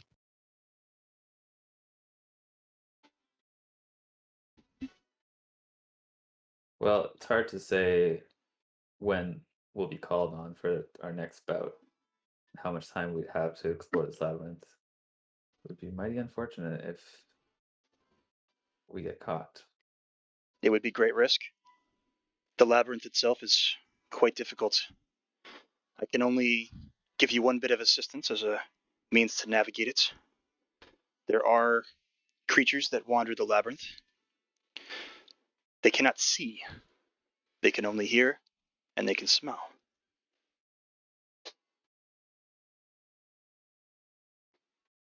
Interesting.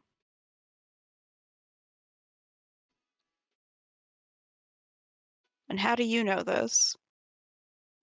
I've walked the labyrinth many times. And returned, presumably, unscathed.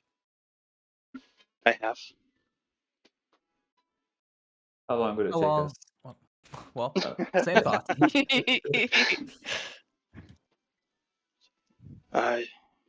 Depends on how well you can navigate the maze, but likely you would be down there for some time.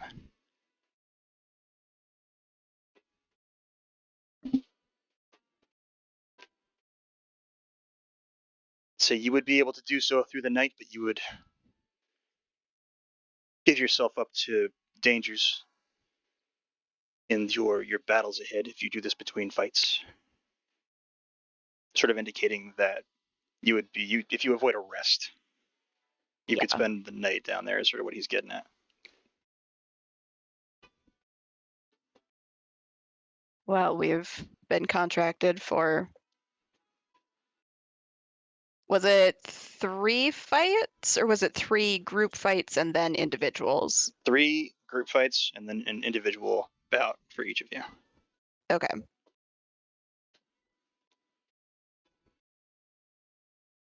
This is incredibly precious information, and I thank you for sharing it with us. Indeed. I don't believe that it's wise for us to try this tonight, but I do think agree it's with worth that. considering. I agree with that sentiment. I wish you all luck. I cannot assist you with the labyrinth, unfortunately, but should there be anything that I can help you with in the future during your time here, I will aid as I can. Thank you, Kavala. Can we find you here, or would you be somewhere else? Most of my time I spend on this level. You will find me here, should I not be in the arena. I don't sleep very much.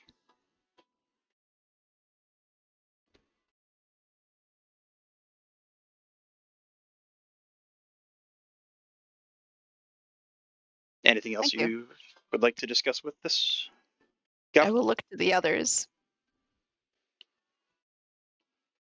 I have a question I want to ask, but I wasn't here to hear it, so I can't ask it.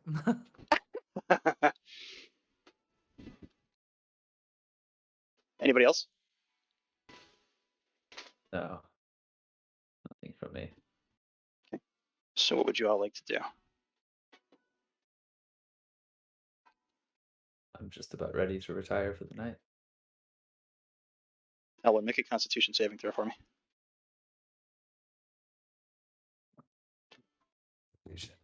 There's always got to be one heavy drinker. 19. Okay. You guys, for a moment, Elwin looks like he's about to retch.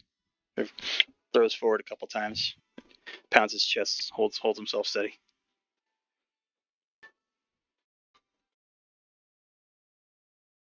Do you continue drinking, Elwin? No, I'm going to bed. The rest of you, what would you like to do? um, I'm I- just gonna. Go ahead. I was gonna say I'm gonna ask Kavala real quick. Mhm. You said that you've been down in that labyrinth a few times and whatnot. You know the creatures. Curiosity is, what were you doing down in that labyrinth? I felt the presence of my deities You in their weren't able resting to place. get to them. I was once. What stopped you from being able to free them? They are gone. Deceased. They hold no power any longer. You can commune with them for a time with their spirits. I sees.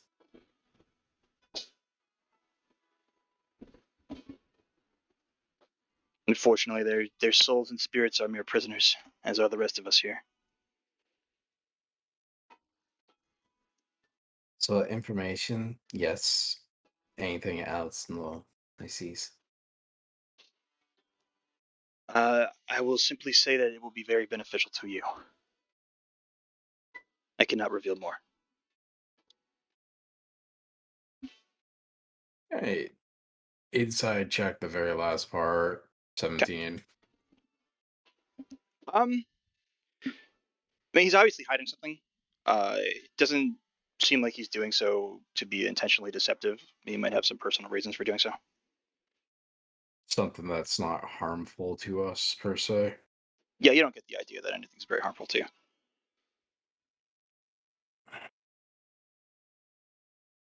Well then, um, Are we returning to our newly acquainted rooms, or what?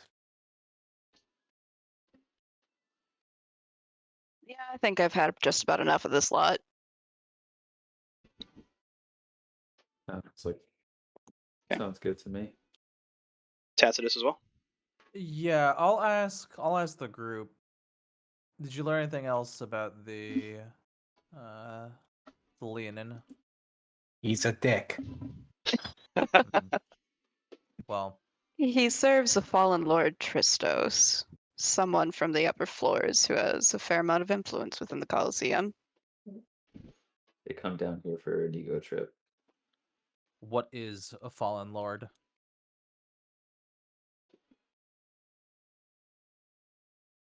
Actually, can I make a religion check to see if it ties into any religion?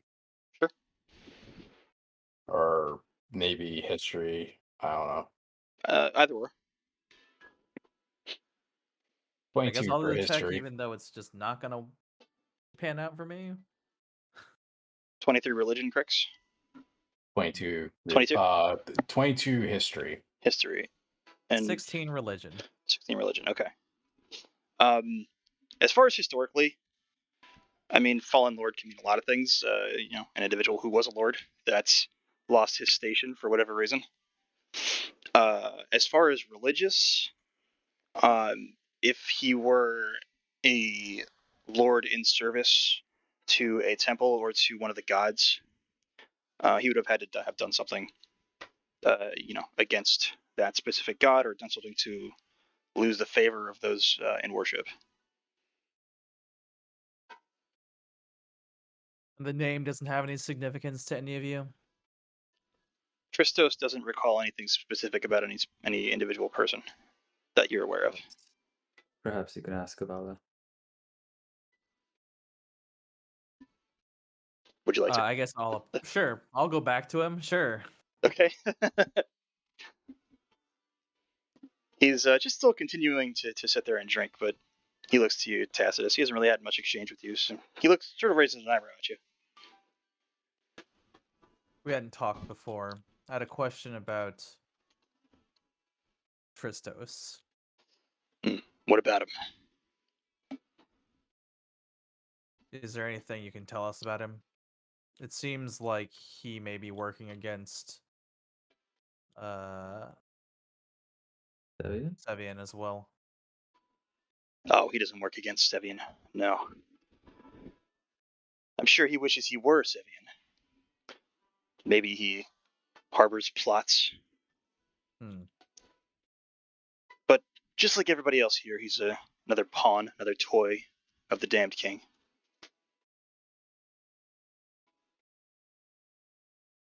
So not worth thinking about then. Depends on what you seek.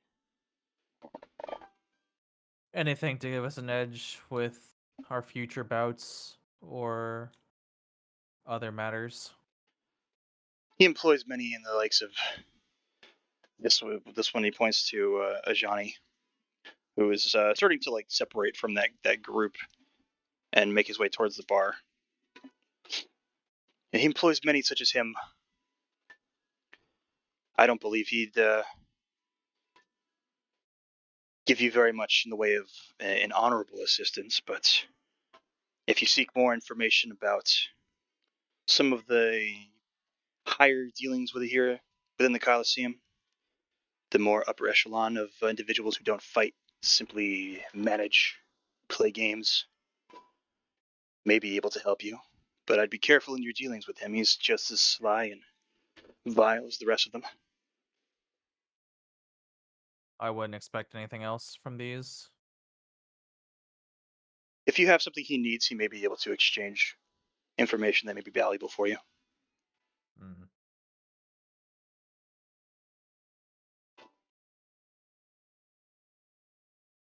I see.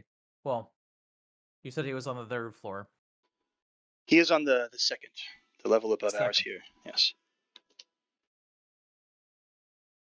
Well, Just thank look you for your the loudest, most obnoxious room. You'll hear his parties from down the hall.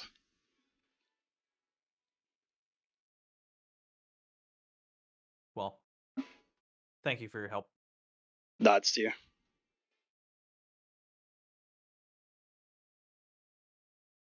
Return to the party. Yep.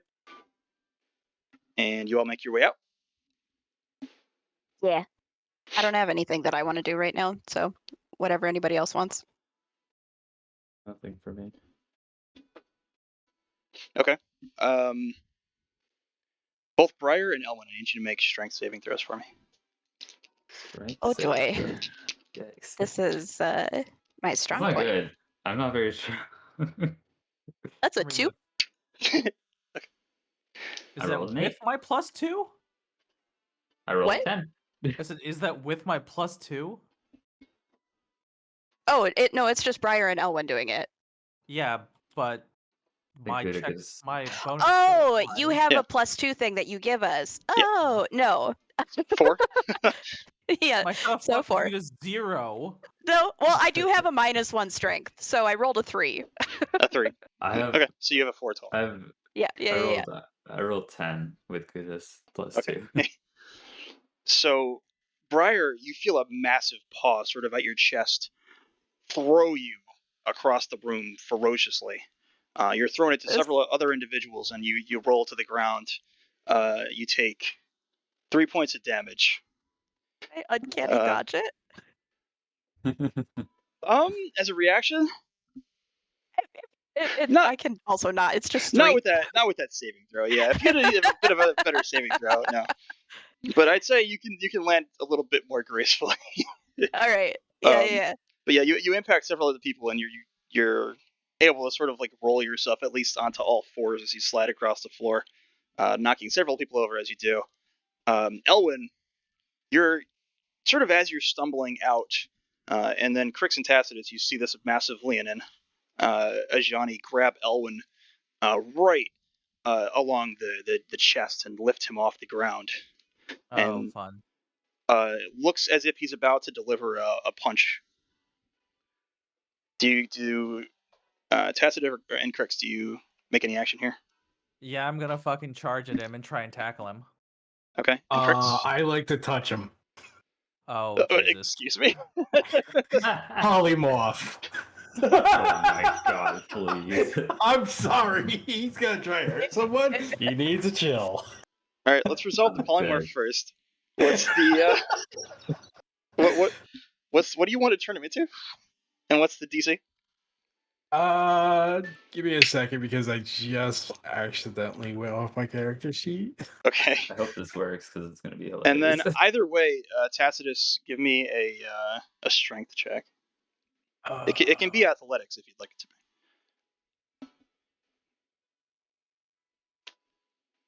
27. Whew. Jesus. You're gonna get him. What if you both get him? He gets polymorphed and just yeeted through a wall. Oh my god. Okay, so the DC is gonna be a Wisdom 17. Okay. What are you turning him into? I'm turning him into a small cat. A small. I guess I'm gonna miss. Oh, you said a small cat. A small cat. Okay. So, Ajani, like as you reach in and place your palm on him, and Tacitus, you just rush to assist Elwyn. You see he's also kind of drunk and lost at what is apparently a bloodlust. He's covered in the blood of this individual that he was pummeling.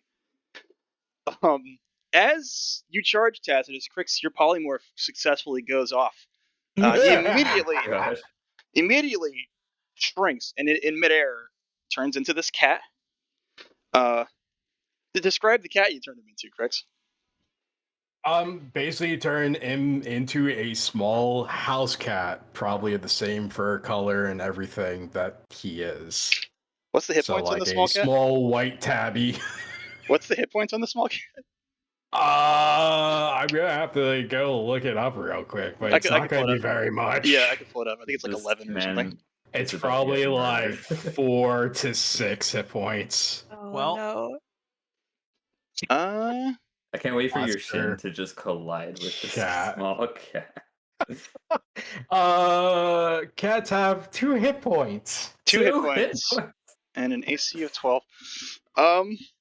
So you see him just immediately shrink and transform from a very majestic-looking, bloodlusty lion into a very small, white little house cat. Immediately, as Tacitus's massive minotaur shoulder connects with the form of this cat and launches it clear across the room, it Well, hits the floor and then bounces my basically God. off. Continues on, crashes into one of the individuals who are sort of celebrating outside the bar and connects outside the bar and connects with the wall on the far opposite side. Bounces like 60 feet, and Oh my as God. it makes connection, you see it like retake the form of the full Ajani, who falls face first into the ground. Everything goes silent. Everything, everybody, not a sound. Except for Crix, who literally yells across the fucking bar. Fucking touch one of my compatriots again, I'll turn you into a goddamn goldfish next time. You hear a massive thump that just spills drinks across the entire bar. Everybody else stumbles fearfully away as that Goliath slowly rises and grabs that battle hammer. You see the two individuals start to get approach you guys, and you see him put both of his fists between the two of them and shove them forcefully away as he begins lumbering towards you. What do you guys do here? Anything? I think it might be time for us to make an exit. running isn't really an option here. I mean, if we want to stick around for this, I don't think there's going to be a diplomatic out. You know, maybe it wasn't the best choice what I just did, but I still did it. Ajani at this point has dragged himself back to his feet, and you hear this ferocious growl echoes across the entirety of the circular portion of the Coliseum on the outside, reaching your ears. And you see him get on all fours and rush towards you. Do you really? The Goliath himself actually stops moving towards you and stands there with his hammer ready, watching what Ajani is doing. Ajani rushes for you all and skids to a stop and stands right in front of your face. Tacitus snorts very audibly, just gets blood and nastiness all over your face as he does so. Gives you a I'm just gonna shove. stare straight back. Okay. Okay, He sure. gives you a shove. He says, "You and me, first. No weapons, man to man, right now." He sort of Fine. reaches over Tacitus and looks down to you, Crix, and when I'm finished with your friend, after I tear him apart, you're next. Well, you know, I'm completely fine with that. I mean, Can I kind of just looks sneak in over a at sucker Tassis. punch? You, Oh my God. I guess as you're going to do that, Crix is saying, "Well, just not Commodores, though." Roll. So you sucker punch. You said correct. Yeah, I'm gonna sucker punch him. Sleight of hand. Oh, At that's only a advantage. 10. At advantage Oh. because he is definitely not expecting. 16. Roll a d4. Was it d4? What do you have a fist specific or anything different for you for a Minotaur? Do I have anything? I can double check as well. Let's see. Doesn't seem like it. I have horns. I can use horns to deal unarmed strikes. Okay, yeah, you can So- definitely do that. Just headbutt him. Sure. Yeah, sure. I'll headbutt him as a surprise action. Okay. Knock your horns in his face. Roll Yeah. roll the attack. It's going to be a strength bonus move. Attack or damage? A melee attack. Okay. 18 to hit. Okay, and then damage. 6 damage. Okay. So he's basically like just starting to turn away from you as you just sucker horn this guy in the face. Knock it backwards a few steps, and he immediately growls and goes to retaliate with an uppercut. What's your AC? 16. Okay, so he punches and it makes contact with you, but you're able to sort of like steel yourself against the damage. Retaliate.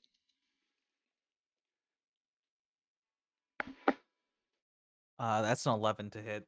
That's probably not hitting. That's not a hit. He swings back Uh, again. This time he gives you sort of a hook. Do I get 2 attacks per action or no? I mean, if you want to do something specifically when I call you out, say it to me, because this is going to be like a fluid thing, and if there's anything that you want to do, when I turn things over to you, just tell me what it is. Whatever Okay, actions then you want to take. I'll be attacking twice then per turn. Every turn I'm going to have you call it out. So every time he comes to you, Okay, be like, all right, this is how I'm retaliating. This is what I'm doing. sure. So in this case, he swings a left hook at you with a 19 connects, and you take 2 damage from the hit. People are starting to like get pushed and shoved, and people are like giving you guys room, but there's like a circle forming.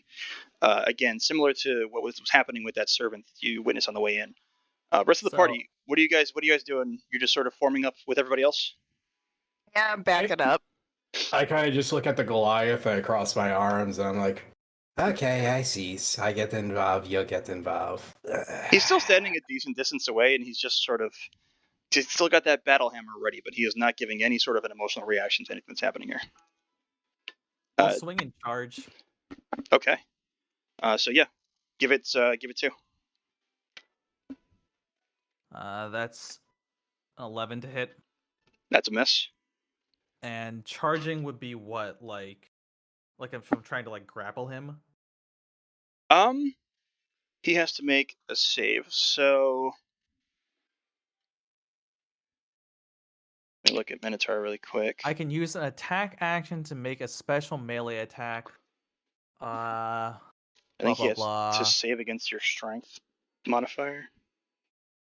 I can the target blah blah blah using free hand grapple a strength contested by their strength or Yeah. dexterity. So strength athletics. So I do athletics and you do athletics or dexterity. Yep. What's the number he has to make against you? What's your roll? A 19. He fails it. Okay. So how do you grapple him? I guess I'm just gonna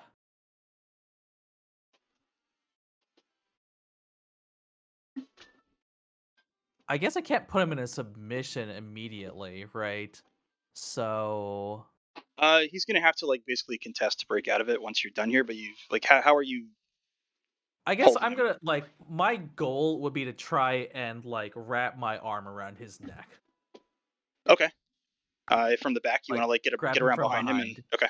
Yeah. So yeah, like he avoids that first attack, but you use that moment to sort of swing around behind him and get your arm around him and hold him at the neck. Yeah. He's going to try and just jab an elbow into you and break free, which he successfully does. Okay. And he takes a quick swing back at you, but you're able to definitely sort of duck aside. What do you want to do now? I'll take 2 more swipes at him. Just Okay. punch. Roll So 2 melees. First one, 19. Hit. That was 5 damage. Okay. And then second one, 13. That's a miss. Okay.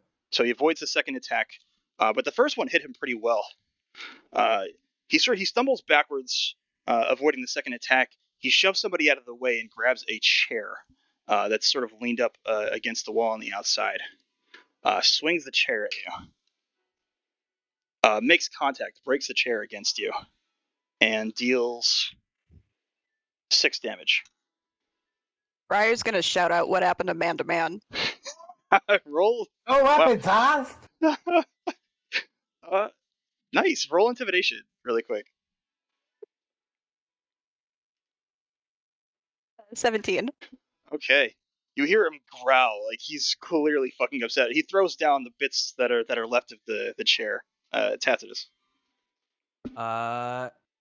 He's still just like right in front of me, right? Yes. Okay. I'm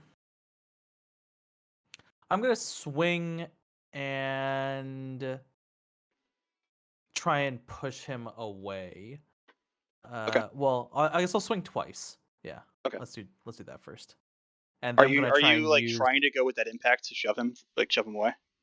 Yeah, I have a what is it? Hammering horns. Okay. So if I hit a melee attack, then I can use a bonus action to try and push. Okay. So I'll try and attack first. That's a 19 That's a hit. and 10 damage. Oof. And then I'll do the bonus attack for pushing him away. Let's see, that has to succeed on a DC 16 strength throw or be pushed 10 feet away. He does succeed with a 19. Okay. So he takes that blow like ferociously, and you see him like his eyes flutter. Like for a moment, he almost like blacked out. But he's able to steel himself and growl again ferociously. This time he swipes at you. You see his claws extend. The first one you were able to just like swiftly move aside to avoid. Again, the second one, he's sort of like blurred vision at this point. He obviously took a bit of damage as a tiny cat being thrown across the building. So he seems like he's struggling, but he's still like growling and stealing himself. But he's unable to make contact. Go ahead and retaliate. I'm gonna try and let's say shove him this time. I want to try and knock him prone. Okay. So that's a strength contested by his strength or dexterity. Okay. He's at a 22. Oh, 19. Damn. So close. And I guess swipe also. I'll swipe at him. Okay. Well, that's a 24 to hit. That's a hit. Yeah. 5 damage. Okay. All right. So yeah, he's still thrown off a bit, but he's able to resist the shove, and you sort of use that to get another quick shot at him. He retaliates. This time he gives you like a swift kick forward. It strikes you in the chest. You take 2 points of damage. He tries to lunge forward from the kick and deliver a punch. Strikes you in the jaw with an 18. You take 3 more damage.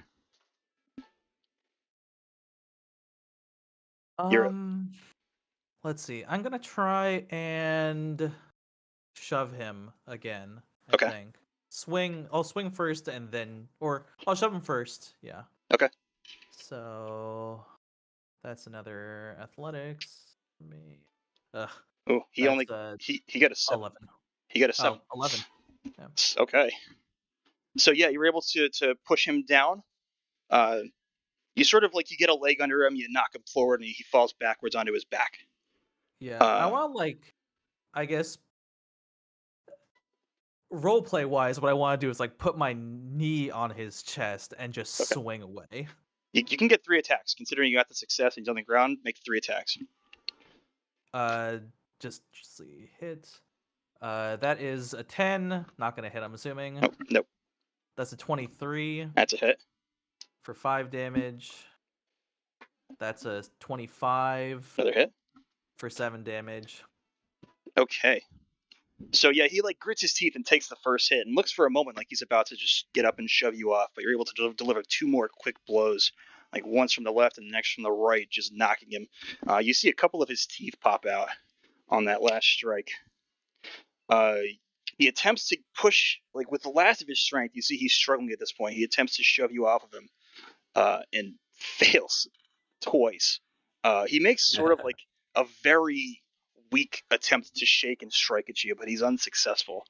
You get the feeling that he's on the ropes here. What would you like to do? Finish him. I'll strike him.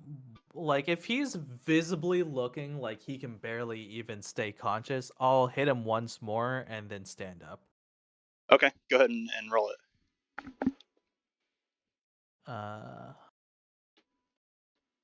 25. That's a hit. Roll damage. 8.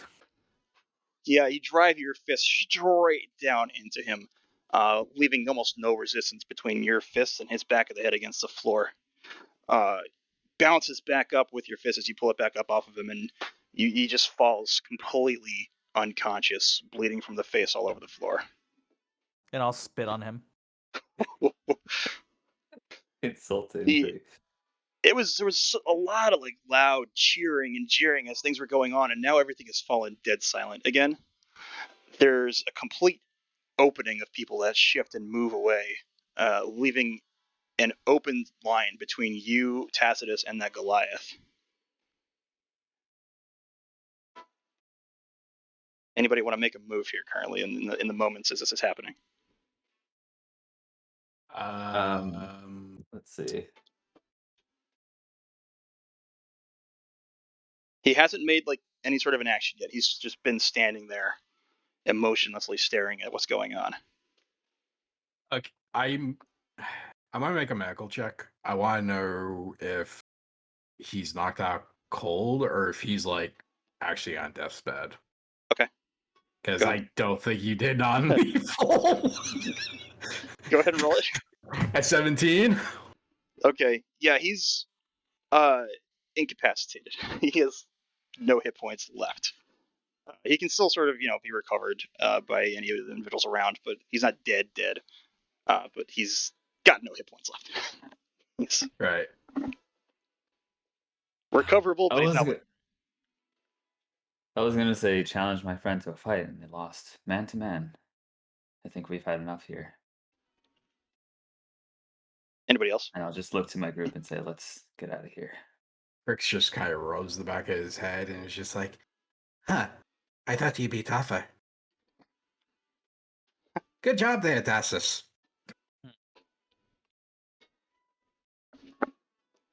After a few moments, the Goliath, glaring at you the entire time, just looks away and begins to slowly lumber out of the tavern into the open space of the circular arena, sort of shoving any individual stupid enough to be in his way. Some of them just dumbfounded enough by the situation to not even see him coming, and disappears around the corner somewhere else further into the Coliseum. Well, it looks like we've made some new enemies today.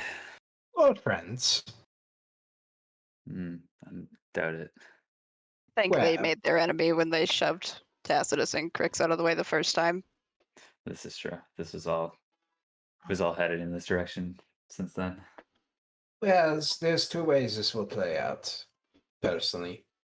Either A, we get backlash from this, or B, seeing that we just kind of kicked the shit out of this guy one-on-one, or at least you did, Tassus, I might be expected that a certain fallen lord decides to want to have you a part of his team.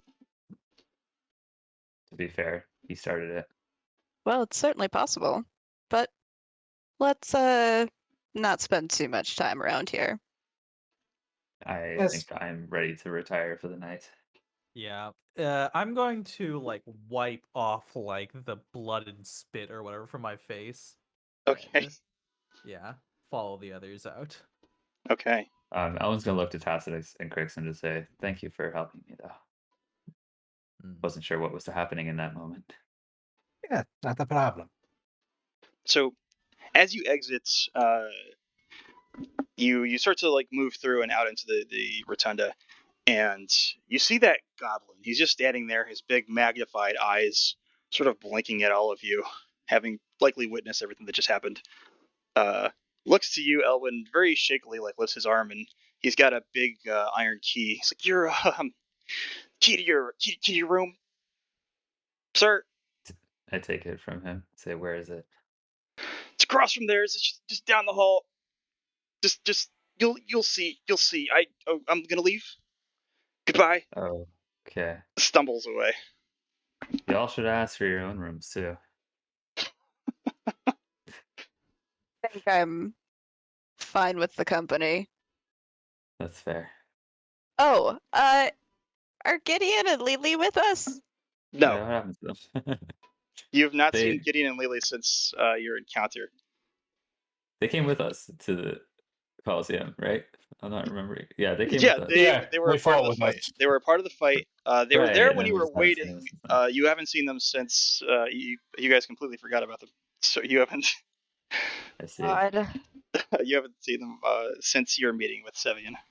I want to ask this goblin thing, if he's still there.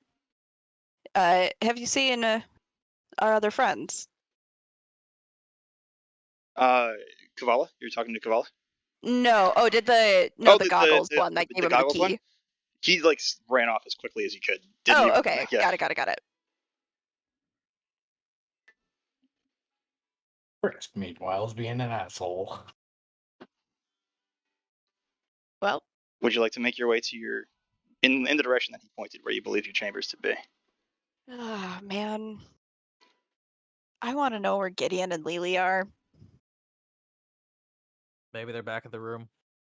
Let's check, but I don't have the best feeling about this. So Okay, we go. make your way down. Yep. Okay. Gideon's not a child. He can handle himself. We can look afterwards. So you pass by a few areas. There's no real like private chambers, so to speak, that you can pass by. There's no doorways. There's no rooms that are sealed on this level. You notice that sort of big hulking minotaur, the one that's almost always around you guys, the one that's sort of introduced you to Sevian, introduced you to your first battle, and walked you out. Make note of you. Sort of still like that cold stare. Steps aside from where he's standing, and you see a long staircase that goes up. I want to ask him if he's seeing the other people we came in with.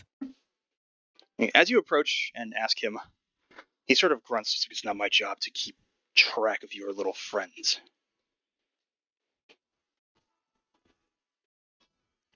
Gonna ignore him and keep moving. You'll find your chambers above, first doors. Again, Thanks. as you move through, he disappears, walks off, disappears. Not very friendly, that one.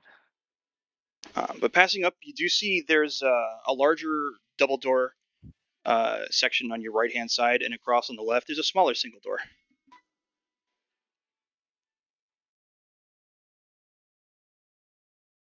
Well, I think we know which one is Elwyn's. I'm gonna use the key to open it. Okay. Yep. Clicks open. You do see a bit of a sort of a magical glow as you pass through the doorway. What kind of magical glow? Arcana. Yeah, I'm gonna do that. Arcana, I rolled 21. The idea it's some sort of identification spell, maybe a security system of some kind. I see. As Does- you enter your rooms as well, you can hear down the hall what sounds like a very loud, raucous party. That must be the Fallen Lord.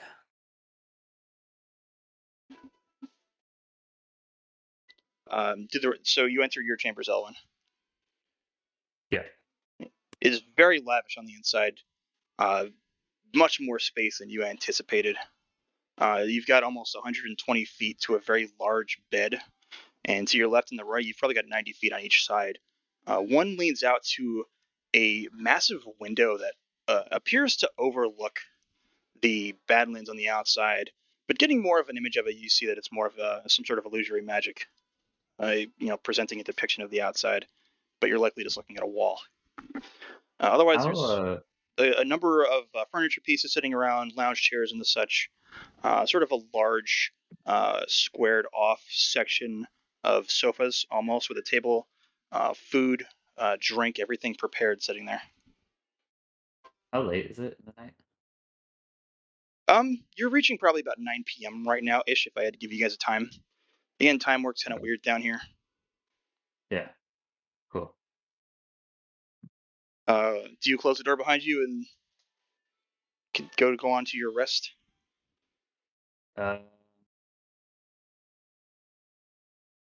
There's one thing I wanted to do before I take my long rest, but we Okay. can get back to it after everyone else. Okay, so as Elwin's checking out his chambers, the rest of you, do you open the door and move into yours? Yeah. Okay. As you open the doors, the room's pretty modest. There's enough beds for everybody. Nothing fancy, but it's nice enough. Just no windows, all walls. There is some decent furniture set up in various places, sofas, desks, tables. There's a couple pitchers with drink, bits of fruits and foods scattered about in different locations. If any of you peeked into Elwin's chambers as he opened the door, it's nothing like it, but it's not bad. You do see on the inside in the back corner Gideon and Lily in conversation. Thank God.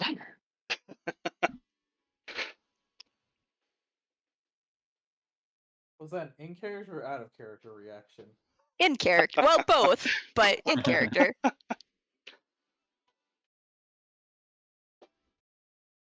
I need to use the bathroom really quickly. I'll be right back. Okay. Okay. The rest of you, what are you doing? I'll go ahead and say I'm glad to see both of you safe. Gideon acknowledges as you all come in. He's like, I'm glad you're all safe as well. I'm sorry, but it took the moment to separate ourselves quietly. I wanted to see if we could investigate and find a location on where they're keeping our crew. Were you able to find anything? Indeed, we were. Lily here is much more talented than she gives herself credit for. But she That was doesn't able surprise me. to utilize some spell work, allow us to stealthily approach the lower chambers. Indeed, there's a very large section that is well guarded, shielded from view. We sense the presence of many of our crew located in there. I see. And what of you? You look a bit worse for wear. Specifically looking to you, Tacitus. Just some trash. And you're all okay. Yeah, perfectly fine. You know, just small tavern brawl. He raises an eyebrow. He's like, well, I hope you won. It Yes. was quite something else. I think that Tass is just going to laugh. You know, I've seen animals launched very far before. I mean, I've been, a pony of launching animals, but I've never seen a small house cat fly and bounce around the place so much after getting hit by a minotaur. Sort of Spectacle. Gideon sits there mouth agape for a moment. Lily looks terrified behind him. It's like, I learned enough about you to not ask too many questions about these sort of things. So I'm just going to say that I'm glad you're okay. But if you don't mind, I would like to turn in and rest for the night before we move on to whatever we move on to tomorrow. If we Before have you another... do so, Hmm? we do have some additional information that I would like to share. Okay.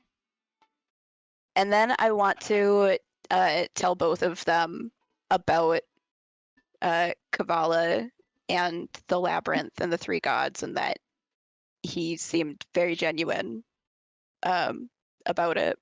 I'm gonna hold Okay. back on the we're gonna be betrayers by following through with this. Okay. As you're discussing this, Gideon sort of moves over and sits down, listens very intently to everything. You see he's very deep in thought. Like you trusted this creature. I do. I can't fully explain it, but he seems more genuine than anyone else we've run into down here. Do you intend to explore this labyrinth?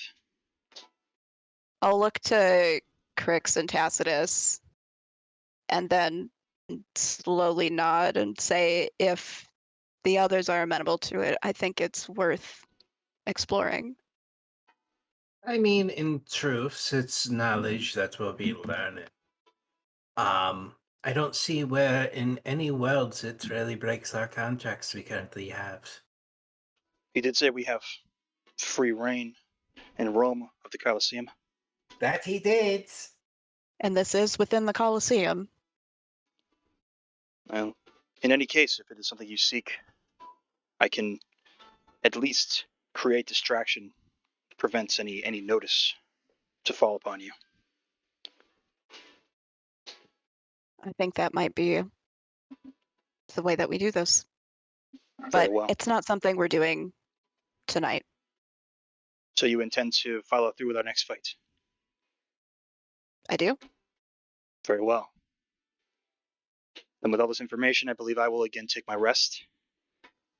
It's been quite the experience. Owen's Did- gonna knock on the door at this moment. Do you guys let him in? Who is it? Yeah, I'll open the door. Oh, sorry. So did I just interrupt using something? that voice.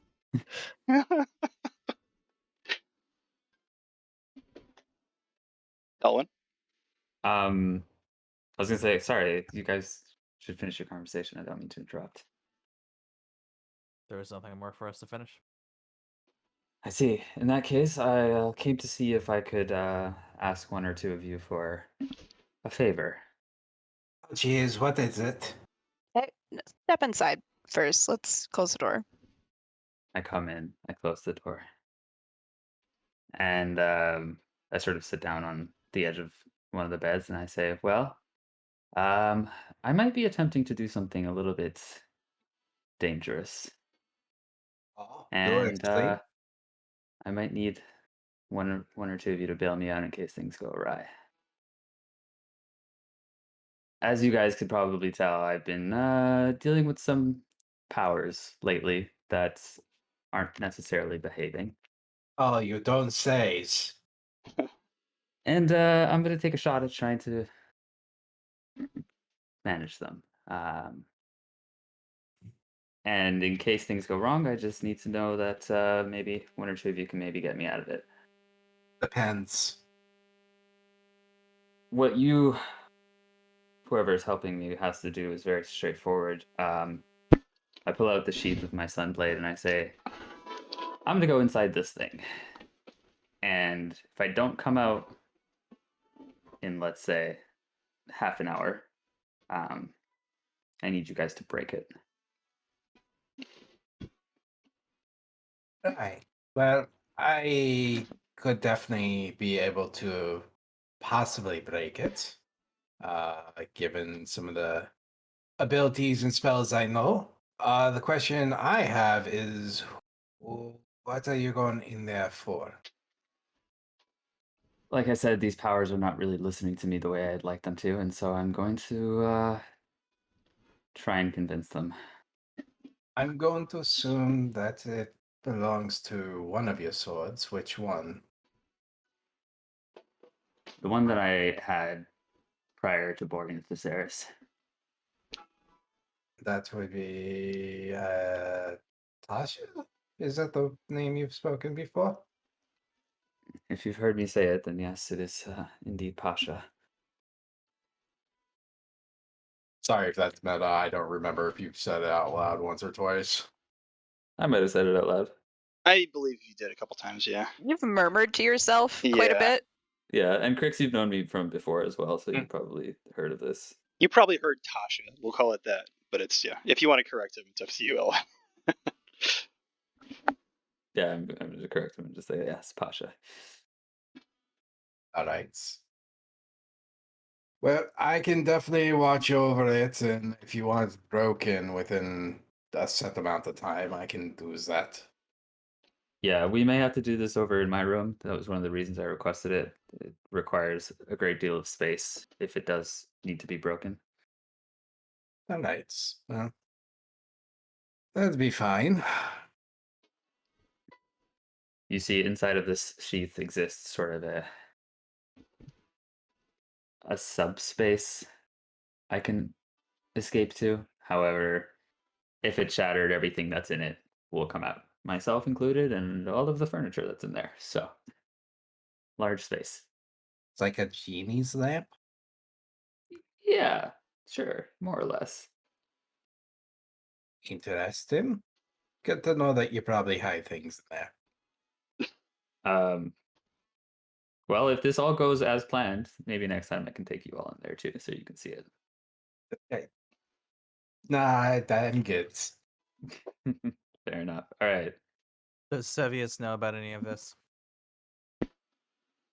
You see, he managed to figure out a lot of it on his own somehow. Don't quite know how exactly, but seems like he is entirely unfamiliar with the powers that I hold.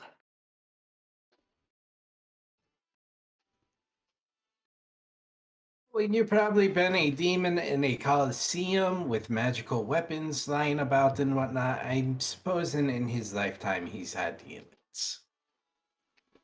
Yeah, sure there was somebody who may have had similar powers in the past. Who knows? Maybe that new sword of yours has ended up here before. That's possible.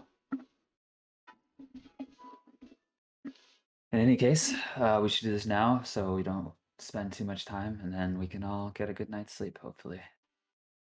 That nights. I'm gonna walk back to my room with whoever's coming with me. Tacitus and Briar, you're both going to assist as well. Yeah, sure. I'll go with. Yeah. Okay. Lily also, she sort of leans in. I can help as well. Yes, Sure. of course. Yeah. I'm We glad might to get a marry you. house party. We're having a sleepover! Gideon Okay, is and the only then- one that sort of steps back. He's like, I would like to avoid taking part in this. I sense very dark energy about these things. I wish to not involve myself. No worries, Gideon. Get your rest. I believe you strong enough to handle your abilities, Owen. Thank you. Let's hope so. And then I'm gonna guide them all back to my room. Across guide like across the hallway. Across the hall. Yeah, across the hallway. We'll lead you into my crib and give you guys a little tour. D&D Well, cribs. this is my room. It's very big. It's a little lavish. It is really nice. You guys Maybe we should definitely have asked would. for our own room. Yeah, you I'm definitely just saying. noticed the difference. I saw the opportunity. Once everybody's in, I'm going to place the sheath of the sunblade on the ground. Okay. And I'm going to say, give me 30 minutes. If I'm not out within 30 minutes, destroy it. And then I'm going to vanish inside it. I Okay. guess I'm gonna take a short rest while this is happening. Okay. You all just want to sort of. Do you want to be close to the sheath, or do you want to keep your distance? How do you want to do this? I'll go. You Tacitus. I'm just gonna be leaning against the wall. I'm gonna just like sort of try and recover from the brawl that I had earlier. Okay. Crix. I'm gonna have the sheath in front of me, probably on the floor or something, and I'm just gonna be crossweg and just kind of like elbows on my leg and just kind of like staring at it. Okay. So you're close to it. Yeah. Okay. And More or Briar. less in like reach and grasp. Okay. Where are you, Briar?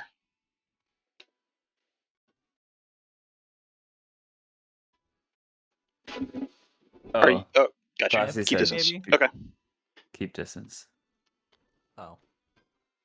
Okay. So we'll say Briar's over by Tacitus. Lily's gonna stay pretty close with you, Crix. She's gonna sort of be over your shoulder. Okay. Elwyn.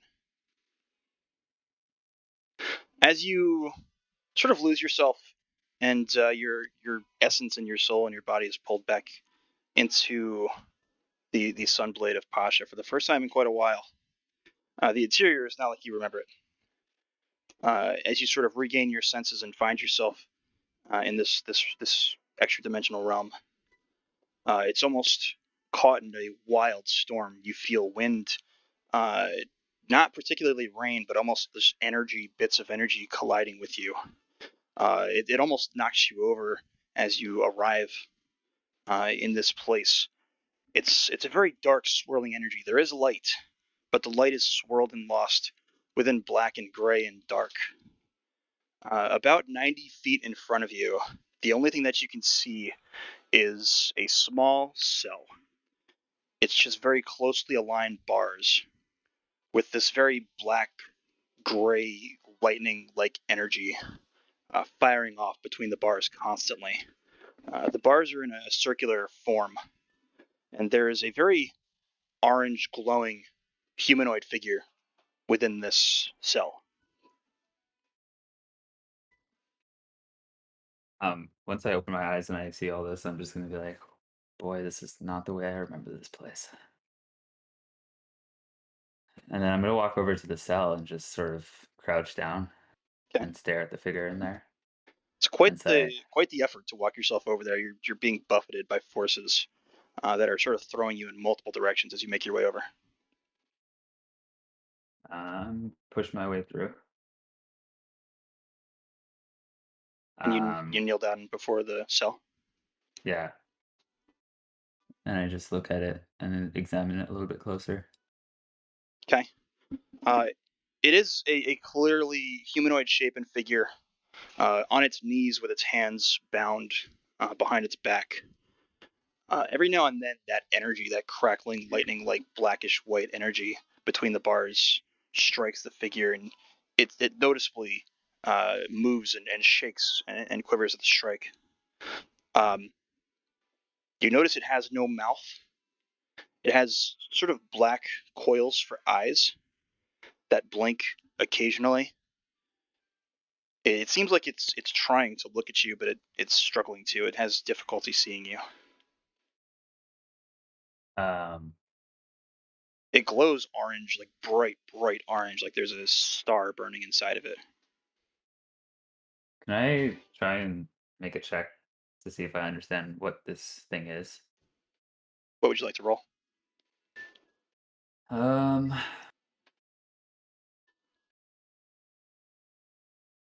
thinking either Arcana or Insight, maybe. So I'm trying to understand. This is essentially a realm almost within myself, so I might be trying to look inwards as well, or trying to understand on a magical level what this thing is. Which one would you like to roll? I'll go with Insight. Okay. Try and check my gut. That's gonna be 18 plus 1, 19. Okay. You definitely get the sense, the essence that this is some manifestation of Pasha. I see. Clearly imprisoned. As you sort of try to attune yourself, as you normally would when you were communicating with Pasha in the past, you feel the resistance as if there's some sort of a spiritual barrier between the two of you. You also get a feeling of disgust. You're not sure why or where it's coming from, but almost like the creature in front of you is pitiful. I'm going to try and do something that I haven't really done yet in this space and in a while, and I'm going to try and assert my own control over it. Okay. So far, I've sort of left it to the whims of them two, but I'm going to try and assert my own control and try and form the room to the structure that I want it to be. Okay.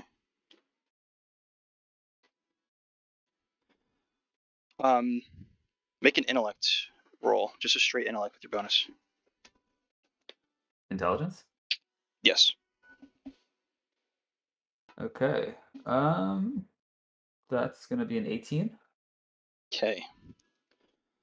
So you sort of steel yourself and you focus as clearly as you can, trying to manipulate the area. What are you trying to do with it? What are you trying to make it appear as? I'm trying to make it appear sort of like uh, a very simple room that Elwyn had spent time in before during his adventures, almost like a simple tavern inn room. Okay. One that holds some memories for him that he's been through before. So it starts to change. It starts to materialize, slowly becoming the memory that you try to rebuild. But as it happens, you start to feel heat. The tavern, the enclosure, the safe space starts to burn around you. The fire circles and closes in. The walls collapse. You begin to hear screams and shouts, people in pain and in terror. The screams sound like they're familiar, like people you knew or that you know, in terrible pain. I'm gonna let out a sigh and just stop, and then I'm gonna stand up, and I'm gonna speak and just say, "Oth, stop this right now." You feel a presence behind you. I look behind me. It's a very large, hulking, almost 9 foot tall shadow. Humanoid in nature, but broad and unnatural looking. It sort of twitches this way and that, its head turning almost unnaturally, its arms spasming, and its body moving in strange ways. It cracks and sort of emits these weird outbursts of that same sort of black white like static energy that you saw on the cell surrounding Pasha. I Doesn't look at respond to you him immediately. and I say, "So I see we meet at last, for whatever form of yours this might be." Why are you here, Elwyn? I Well, know you conspire against me, even though we've made an agreement, even though you've accepted my power. I made it very clear that I didn't want you to exert any control over me. And what did you do? You betrayed that. And so therefore, Oth, you've lost my trust. And so I've come here today to issue an ultimatum to you. And I look over to Pasha and I say to him as well. Twitches Listen, back and forth, spasming a little faster, a little more aggressively. I say, Oth, you seem to want me to exclusively use your powers, and for that you will remove Pasha entirely. I am greedy, however, and I wish for both of your powers. And I have decided, thanks to an earlier conversation, there was a solution I hadn't even thought about. And that is using neither of your powers. You are nothing without us, Elwyn. Just some weak, Well, piddling mortal. Elwyn lets out a laugh and says, "Did you think you two were the only ones that could offer power? I'll find another pact in no time. You'll Don't achieve think yourself nothing. so special." Don't think yourself so special, you insignificant worm. If I achieve nothing, that's fine. I'll have lived my life. Doesn't matter to me. I can take you whenever I wish. Well, as you heard from our earlier conversation, I might just offer you both up. You would forfeit your own soul. You would trust that swine, that vile creature. I am petty enough to do so. There's an easy solution for you here, Oth. It's very straightforward. Strike a balance. That's it. If you can't even do that, then I don't need your powers. Roll persuasion. Oh boy, here we go. Got a +5 on persuasion. Let's go, dice. At least a 6. 24. The form sort of dissipates for a moment, shifts off to the side. You feel the presence behind you. You turn around. You see that same sort of hulking figure staring down at Pasha. You wish me to work with this disgusting weakling? That's correct. To what end? You'll never get what you want like this. Let's try it. I wish to see what this balance might look like. And should I choose to destroy him and abandon you and leave you powerless? Then do so. What if I choose to just take your mind by force? Well, then my companions will just kill me. You see this growl ominously. The entire realm around you sort of shakes. Cricks, you feel the energy sort of emit from this thing, and it makes you scared for a moment. Not something you're really used to feeling. It's this dark energy that invades your senses. The blade, the hilt, you see it sort of like crack with almost static electricity and energy. Shifts a little bit, shakes on the ground in front of you. Do you react at all? He gave me a time limit. Okay. I wait. It's been about 15 minutes so far, so about half the time. So, Oath disappears again. Looking around, you see at a distance, sort of pacing back and forth erratically. The realm itself is now sort of a disfigured, conjoined imitation of both that memory that you try to recreate and that just miasmic, swirling, blackish, white, grayish energy that is distinctive to Oath and his presence. Sort of shifts and moves about you.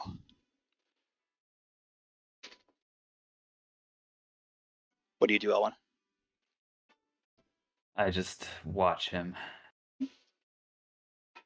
Okay, so it feels like a long time to you, but you're not really sure how much time is passing in here. Just paces back and forth erratically. Sometimes his form disappears in one spot and reappears in another. After a while, he again appears back, standing in front of the cell between you and Pasha. You see him reach one of these black arms up, latch onto the bars. That static energy crackles and grows. You feel it start to strike at you, and it stings a bit as it penetrates your body. You see Pasha on the interior, almost writhing in pain. No sound, no reaction from the creature that's behind those bars, but it's getting almost assaulted by that electrical energy. Do you do anything? I pipe up and just say, "Your decision." For a moment, continues this almost torturous-looking onslaught, but it stops as Oath removes his hand from the bars. Turns, leans down so that its face is just right up against yours, almost with almost no space between. You can feel that sort of static discharge, that crackling energy, piercing through you as well as just the essence of him surrounds you. There's a very low, ominous growl for several seconds as he just takes you in. His eyes, they glow white. Almost, you can see something else behind them for the first time. Some other creature behind this hulking mass surrounding whatever it is. And stands back up slowly, turns away from you. It's fine, Elwyn. For now, we'll try it your way.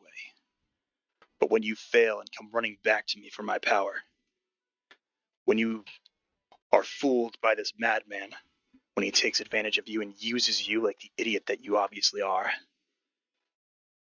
I'll then decide what to do with you. Owen smiles at him and says, "So be it."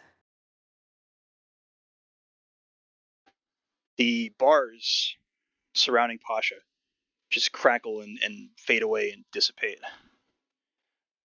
You see the image of Oath sort of flash away and fall back behind you somewhere in the distance as the form of Pasha begins to actually finally retake itself. You see it struggle and move and shake for a moment as the arms break whatever bindings were holding it in place. They stand up. You see the mouth start to reform on it. The form of it still stays that glowing orange energy, but it seems to have eyes that open, that start to retain more of a natural form with irises that are bright blue. Features are still like struggling to come back into play, but for the first time in a while, Pasha looks to you. It's Elwyn. Been a while. We cannot strike this balance that you seek. You're gonna have to, Pasha, if you want to continue to exist. You cannot expect me to coexist with that monster. You don't even know what he is. Doesn't matter to me. As long as I hold you both, if you don't strike this balance, I'll hold you no longer. I cannot. Are you saying you're that much weaker than him, Pasha? He is not what you think. And He are holds you power. what I think, Pasha? What would you have of me, Elwyn? I've seen bits of your experiences here. What would you have me do? I know you are more powerful than that. Keep this balance. To what end? You know what I seek. I'll crush the damn gods myself. You don't even know if he wants you. You don't even know what you'll experience when you find him again. If you do. You could lose everything to this. Him and I have no room for negotiation. The second I find him, he will be dead. And that is all. I'll do what you ask, Now. but you disgust me, Elwyn. The presence That's sort fine. of dissipates and fades away as the featureless face sort of returns, and the glowing essence of Pasha fades away and swirls and mixes into the realm around you, which starts to normalize. But there's sort of a warring of elements on the inside of this area now. You can see the more glow that you were used to when you had entered previously, that sort of more peaceful, fiery essence that is Pasha, interacting and meshing and melding with that more darkness of Oath. It's a very unsettling thing to be between and to witness. But you also feel within yourself things both start to normalize and change at the same time. You feel more like yourself than you have in a while. Some of those more carnal impulses and urges that you were having towards violence start to dissipate. They're still there. They're lurking. You can still feel them there, but they have less of an impact. You can feel that pull of Oath pull back, and you can feel the resistance of Pasha as well. Owen just lets out a sigh and says, "Good. Hate me, be disgusted. Matters not to me. I will have my revenge." And then I'm going to exit the vessel. Okay. So, sort of just minutes, maybe 1 or 2 minutes, Crix, before that deadline was coming up. Things are getting kind of tense. The hilt of the blade visibly changes. That sort of dark energy that was crackling about, that was expanding almost slowly around you and just making you real uncomfortable emotionally, sort of very suddenly sucks back in and pulls back in. The hilt of the blade, where it was a bright gold, it changes. It shifts. It's no longer completely in this bright color. It's almost darkens. The material itself seems to start to swirl with a darker energy, sharing the space with that more orange positive glow to it, as Elwyn is almost spat from it and just materializes, slowly grows into the space around you until he's just standing alongside the hilt in the room. I'm gonna immediately just like fall on my butt. Good, And you just, made like, it out. breathe heavily. Yeah, I did. I did indeed. You'll notice, Elwyn, both hilts now are almost imperceptible from each other. They both share the same glow now. It's that orange and black combination of energy. Everything that you'd seen swirling in that realm before is now taken over both of these hilts. As you sort of take in both of the blades, it's almost impossible to detect which of them is which at this point. They feel the same. I'm gonna put them away and just look at the group and say, thank you for watching over me during that. I've managed to strike a balance for now. Very delicate balance, though.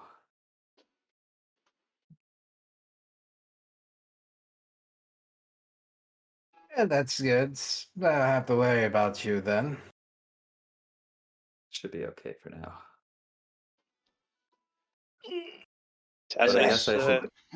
Tacitus and Briar, do you have any input here, or anything you want to interact with Elwyn regarding? I don't think so. Owen like sits down and says, "Now that that's over with, let me tell you about the conversation I had with Sebian earlier." First, Briar, did you want to say anything prior to Elwyn sort of interacting via what you witnessed? No, the only thing I said was because I forgot I was muted. Was when they first popped out. I said you made it just in time. Nice. Now, what of I that do look you at the want to group. share with the party?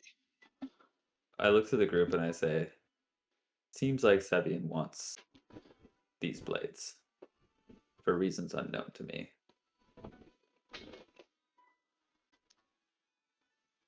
He offers me apparently great power in return.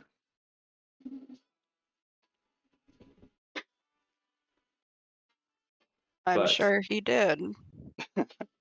he didn't think I could find a balance between them. Obviously, I don't trust Sebian at all. I don't think anyone should. Wait, did he suggest this? No, he just wanted me to give it to him, which I didn't want to do necessarily, but I mean, roll deception, because that's not entirely true. which part? That he didn't suggest it. Suggest. That you find a balance, or basically put the idea in your head. Well, okay, so he had given me the idea that this possibility Okay. existed. So you're gonna be open to the party about that. He didn't suggest Okay. me to do it. I don't think Sevian's business is directly telling anyone to do anything. I think he plants seeds and waits for them to grow. Possibly. Just like he doesn't want us to quote unquote talk the bell. Yep. If Well, she's so heavily monitored, I can't imagine anything we talk to her with would be well, secret for I would. long. Right. I would figure if we have any intent to say, quote unquote, go against his contract, he would know if we went in there and started asking certain questions. It's his way to learn if we are trustworthy or not, which I rather him keep guessing. Either way, that's the situation. And with that, I ask one last favor. If you ever see these dark impulses take control fully, I'd like you to kill me. I'd be very honest with you, Elwyn. The lightning bolts that I struck down near you during the arena was a warning. If you slipped any more into it, I wasn't going to exactly kill you outright unless you went too far. I was going to break the fuck out of that blade of yours. I don't know if it can be broken necessarily, but that would also work. Ideally, don't hesitate. If you see me fully gone, I'm go for the kill. right. Well, I won't. But if I think the blade can be broken and that would save you first, I'll give that a try at least. Thank you. Well, it's been quite a night. I think it's a good time for all of us to retire for the night. Would you all like to rest, or is there anything else anybody wants to do? Is there anything else you have for Elwyn? I'd say first, Tacitus or Briar. I think Tacitus is mostly just thinking to himself right now. Okay. Yeah, I'm ready to settle down for a rest. Okay. Everybody good for the long rest? Yep. Yeah. Yep. Oh, I guess if not, that's totally fine. But kind of retroactive. Would I've been able to work on kind of trying to restock some poisons while that was happening? Yeah, you could have been tinkering around with that if you were disinterested in the Elwyn situation. Yeah. Briar could have been tinkering with that for sure. Yeah. Okay. So I would have gotten halfway through it, so I'd want to spend another half hour before finishing it up, and That's fine. then I would settle down for a rest. Okay. Elwyn, do you return to your personal, or do you stay in your personal room until the rest of you move across to your Yeah. less lavish Yeah. chambers? Crix and Tacitus as well. Yeah, I'm gonna go over. I guess like depending on like our marching order, I'm gonna like since I usually head first, I'm gonna like hang back and like talk to Crix. Okay. I don't trust that uh this seemed to be something that Sevian mentioned. And what's that? Him talking with Elwyn. I just think we should be on our guard in general. He may exploit this situation in ways that we didn't expect. There's also the possibility that maybe he didn't think that there could be a balance. That maybe it just went whack. Maybe whatever Elwyn just pulled off inside of those hilts to talk to whatever figures are in there worked well enough that it was unexpected. That's a possibility. I just anything that that man mentions is seems dangerous. Absolutely agrees. He anything he's going to tempt you with is going to be a win-win situation for him. If you make out in it, then so be it. If not, well, whatever.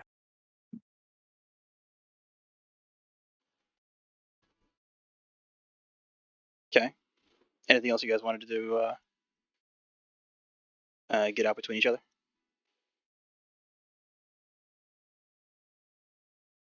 On my end. No. Briar. Nope. Okay. Okay. So unless anybody has anything else, you're going to complete your long rest for the night. Yeah, did I notice the like same identification thing? Like does something weird seem off about our room also? Like when we enter? Not necessarily. I'd say if you want to roll an investigation. Hmm. I didn't know about that thing in the first place, so I think that might be meta in general for me to be asking about it, honestly.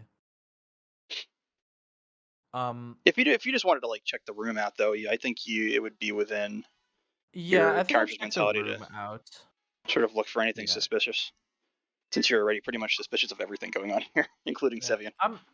I'm just curious mainly about like our door. Like I wonder if like we're gonna be able to like I don't know. If like that Minotaur not Minotaur, sorry, The goblin. that Leonin and Oh, the and Lena. the Okay. Goliath are dumb enough to try and do something Oh, I got you. Okay. like I ambush us. I am very quickly going to leave the room. And I Okay. want to go see if there's a person who might sell mundane items. Interesting.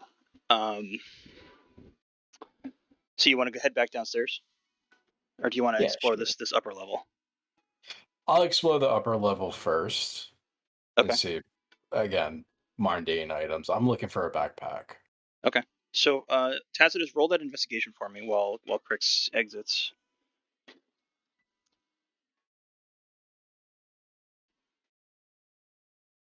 10 better than investigation usually goes for me.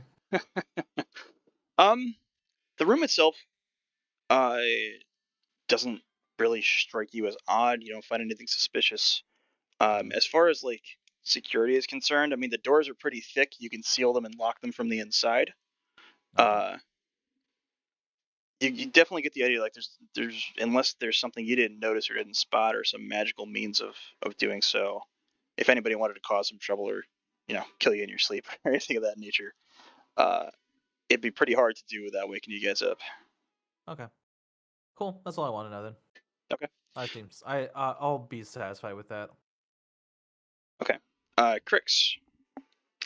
Exploring the upper levels. The first thing that you pass by is that there's a very large, lavish-looking gold and like greenish jade-colored door, and that's the room that very like raucous party is happening. And the closer you get, you hear just laughter and giggling. There's music. Sounds like there's dancing going on in there on some level. Big, big, big party. All right. Continuing on. Yes. Moving on, you pass several other chambers. The doors are all sealed. Every now and then you see a servant sort of middling about, making their way from chamber to chamber, very carefully, taking care to how they open these doors to make sure that they just crack them open, they slide in, close them, just in case anything wants to peer in. They make sure that they're not revealing anything from inside of these rooms to anybody. And you definitely like get the idea that they see you and they try to make sure you go past them before they open any doors. I would probably stop at the first one I see because I realize that there's somebody that works in the Coliseum. And just quickly ask him, excuse me, is there a vendor shop that just sells mundane things like backpacks and such? She's a very meek looking girl. I'm sorry, there's no currency here. There's no shops or vendors. What do you need? I'm just looking for a simple backpack, something I carry a good bit. Everything is provided to us by the king, his majesty. All right.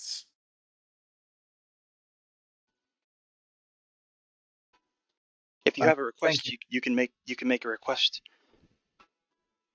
With him? with him or his servants. Oh, I see.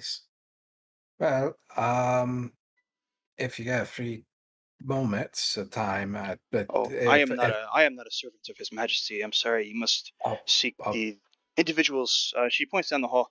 Then you'll find uh larger servants, guards, armed men, minotaur creatures. They can pass on information to his all right. majesty. Well, thank you very much. Sorry for taking your times. It's okay. Revered champion. Enjoy your time here in the Coliseum. And she like scurries off. I'll give a nod to her and go seek out one of these guards. Okay. Continuing your way down, you do see one of these guards. It's a black furred minotaur, red sort of glowing eyes. Sort of stood up against the wall in front of one of the staircases that goes up to the higher floor. Immediately makes eye contact with you and follows you as you pass him. You want to approach? Yeah, if it was one of the ones that she kind of pointed out. Yeah, it's sort of like something that she identified. Yep. It doesn't really like move to stop you or anything as you approach. Just lets you move up and glares at you basically the entire time. Hello, Zez. I was wondering if I could make a request from the Damn King there, if a backpack could be delivered possibly to my room. The Minotaur snorts pretty audibly, looks to the side for a moment, silence for about 15-20 seconds, looks back to you. It will be delivered. Thank you very much. And I shall go back to my room. Okay. Tuck in for the night? I am going to wait just a little bit to see if it comes right where. How long do you want to wait? I'll wait like 20 minutes. Okay. Yeah, about 10 minutes later, you hear sort of a very quick like rapping on the door, very, very light. I'll open it. There's what looks to be a child, very young, like maybe 11 or 12 years old. Doesn't look at you, looking at the ground, just holds. Very, very lavish, nice looking pack. Ah, oh, thank you very much. I'm going to take the pack Okay. He and immediately lets go and just runs off. immediately what? Runs off. As soon as you sort of have it in your grasp, let's go and just sprints away as fast as he can. Okay. Crix just kind of stands there, looks down the hall as he was reaching into his pouch, and kind of shrugs and closes the door. Okay. Once I have the pack, I might go over the wall. Probably somewhat against the far side of the room. Is the wall made out of stone? Yes, everything in here is very like marbled stone. I'm gonna put my hand against the stone and kind of pull it across long ways. Okay. And I'm gonna cast a spell called Transmute Rock. Oh. Number one, I want to see if it actually affects it. Basically, what it does is it turns rock or stone into mud. Okay. Yeah. As you're sort of manipulating it does have an effect on the wall. As I run my hand across casting the spell, I'm holding the backpack open. And kind of when I get to the end of the spell, I take my hand and I pull it across so the mud goes into the bag. And I'm going to collect 30 pounds of it. Okay. I'll close the bag and then I'm going to go to bed. Okay. So you clearly see, like, as you did that, it did leave a bit of an impression in the wall. Smoothed out, with as you sort of like grazed your hand through and gathered it. Did leave a nice little indentation.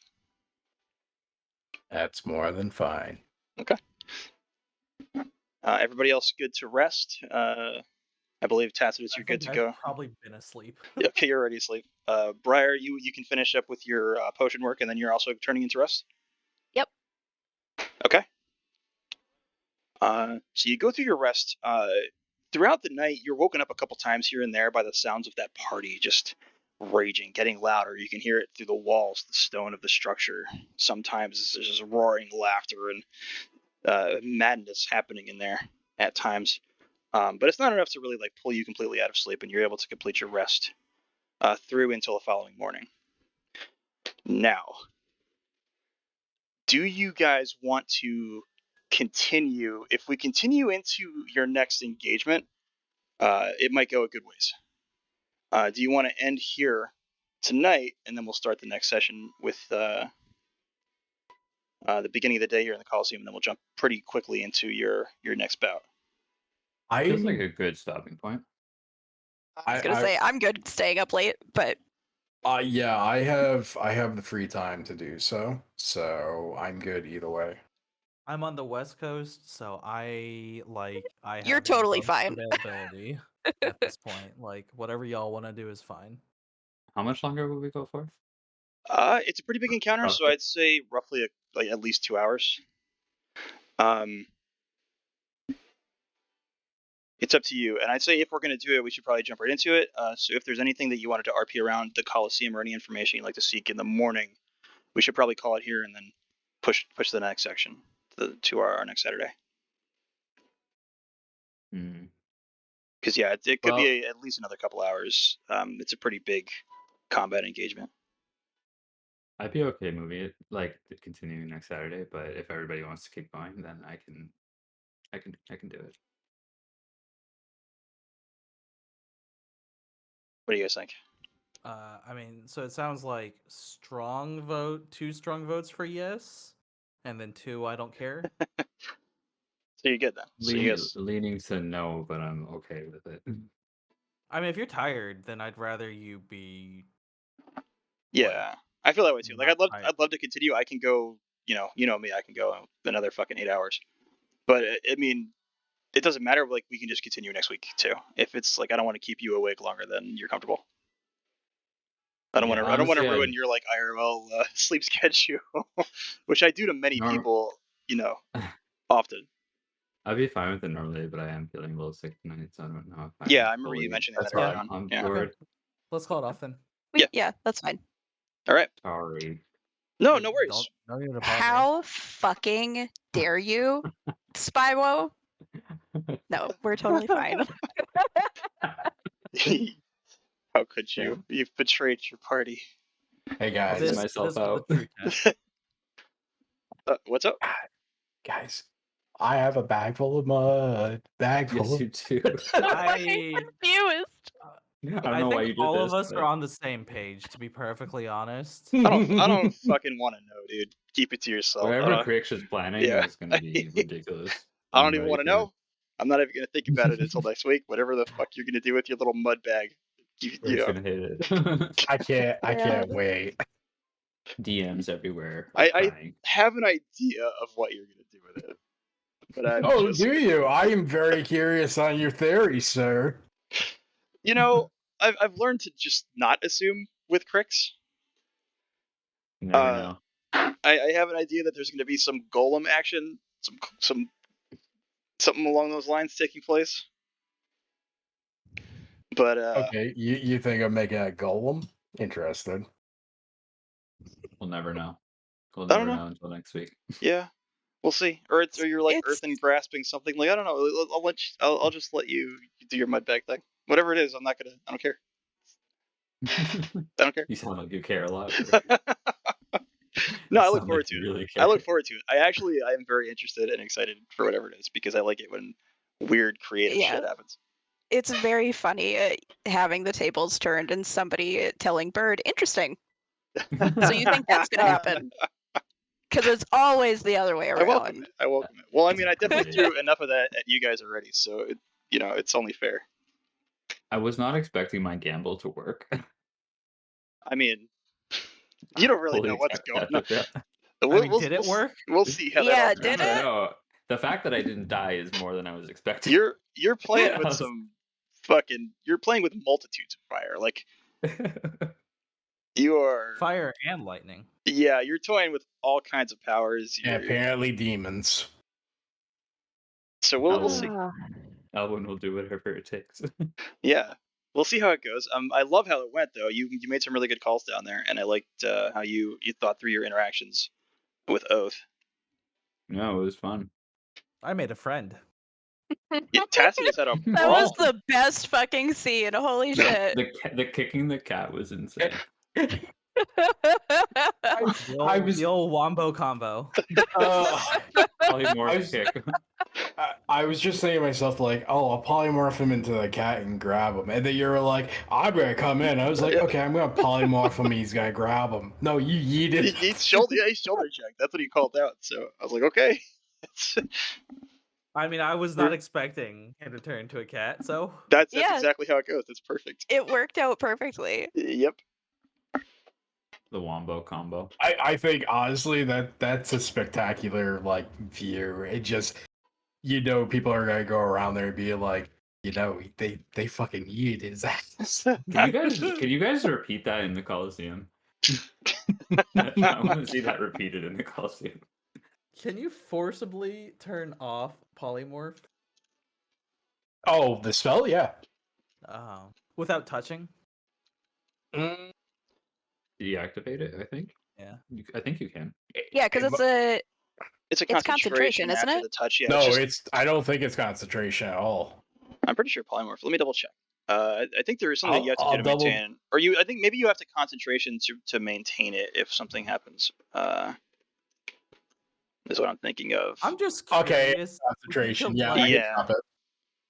Could you somehow like punt an enemy like lighter than like make it lighter than it was supposed to be, make it fly towards a group of enemies, and then make it be heavier than it was supposed to be? Like Technically, yeah. If you can, if you can pull that off, yeah. You It's turn him into a squirrel, you yeet him like 50 feet into the sky, and then you unpolymorph him, and gravity does the rest. Jesus. it's funny because like once they lose the hit points, they get dropped out of the form. So basically, you just turn him into this tiny little cat with no hit points, flung him against a wall. The damage from the contact like flipped him back into his form. It was just a really embarrassing situation for this mighty Leonin ex And general. then he got his ass kicked after. I know he barely did anything to the fucking Minotaur. Minotaur's just like, put you on the ground, beating your ass. He can never show his face around there again. It was a I good mean, he fight. can beat up the others, I guess. It was a really good I'm fight. not I all also there. I also liked Briar calling him out on the chair. Oh yeah, coward. Both gonna call him out on the chair. What happened to man to man? He's gonna cheat. Right. Oh, yeah. I don't even know if honestly, I don't feel like Tacitus would have thought that it was cheating. No, it wouldn't have been like outright cheating, but it was definitely like a step down from what he wanted. Yeah, because he did in the beginning. He called out like fists, specifically, and then he went to grab the chair after you started whooping his ass. So I do find it interesting that he went to Tacitus before Crix. When Crix turned him into the fucking cat. But yeah, then well, Tacitus yeeted him Tacitus across is the the one that room. launched him. Yeah, Yeah, and that's He would that's why he focused Tacitus. And I did roll to see which one of you he was really going to go after, because it could have ended up in a he was going. I for, think it for would have you. been worse with Crix. I wanted to see Crix in a fist fight with this thing. I was gonna be like, okay, so hand to hand, right? And I was going to go into Earth Elemental. Yeah. Oh my god. I'd just be like, come hug. And then Show you a hand. your 20 to 20 connection with Kavala was also very good, because he Yeah. had some really cool information that was going to be really hard for you. Like the information about the labyrinth would have been almost impossible for you to pull out of him, I think, if it weren't for that.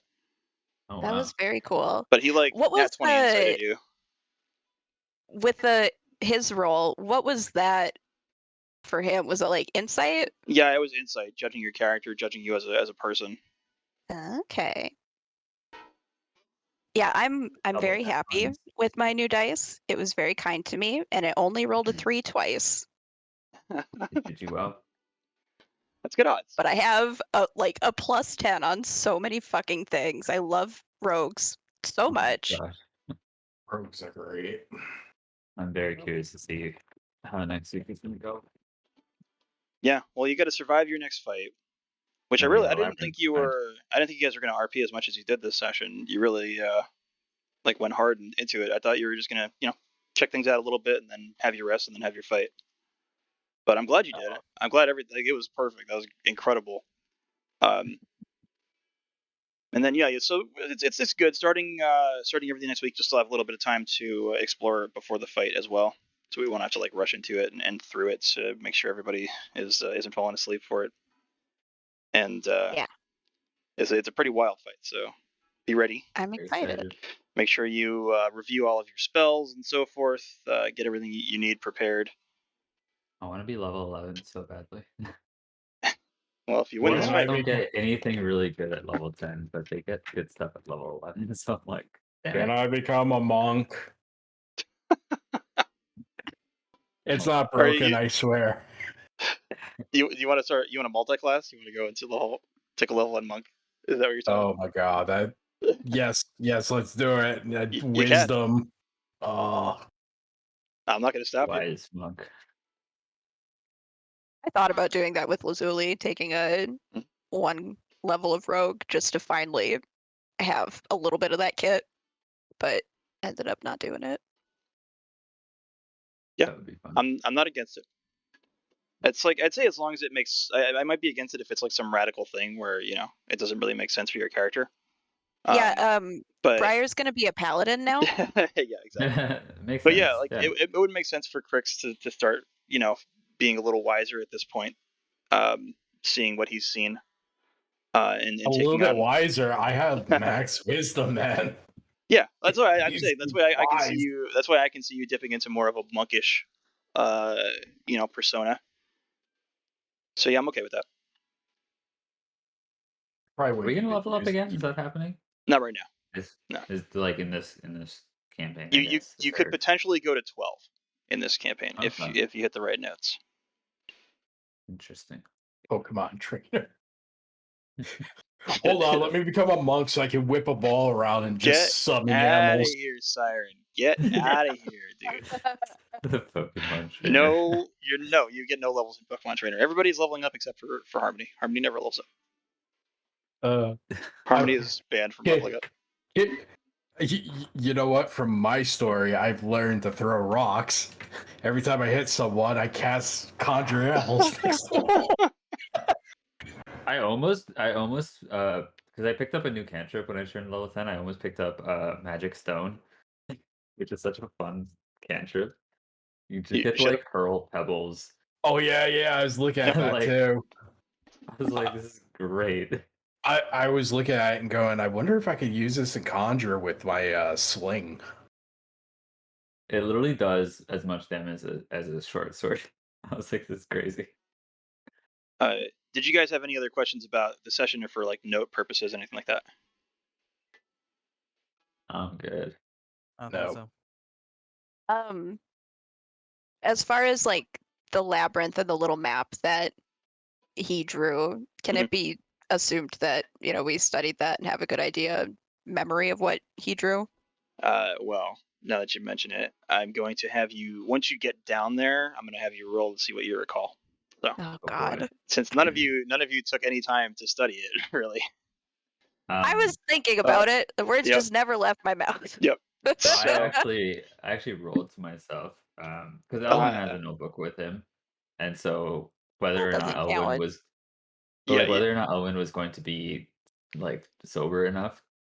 no, to you were copy the drinking. map. You were drinking the whole time that they were Yeah. having that conversation. So you absolutely didn't copy yeah. shit. You No, they didn't. you drew little doodles, is what you were doing. If anything. He was too drunk to even think about copying it. Well, what's a little getting lost in a labyrinth? Sounds like adventure to me. Yeah, we'll see how it goes. I'd say I might give you advantage, Briar, considering he showed you the map specifically and you took more time looking at it than anybody else. But you didn't take any time to commit it to memory before you left, so we'll see how it goes. Will All my right. speak with animals finally be useful? I'm We so can curious. go. You can go to the tavern and find the table. Yeah, that's true. Let's just find the bar again. Did the wood regenerate? He left it there for everyone to see. You didn't check. I'm sure he erased it somehow. He carved it in with his knife. This is the He world could have of like magic. carved over it afterwards. Hey, so we were dumb and It's just mending, we forgot. basically. Can you Yeah, tell just us again? Yeah, can you give this to us Oh, in man. writing, please? That's funny. It's all right. I'm gonna end the stream. I think we're over everything we need to. Siren, if you want to continue communicating with us, you're gonna have to get into Discord.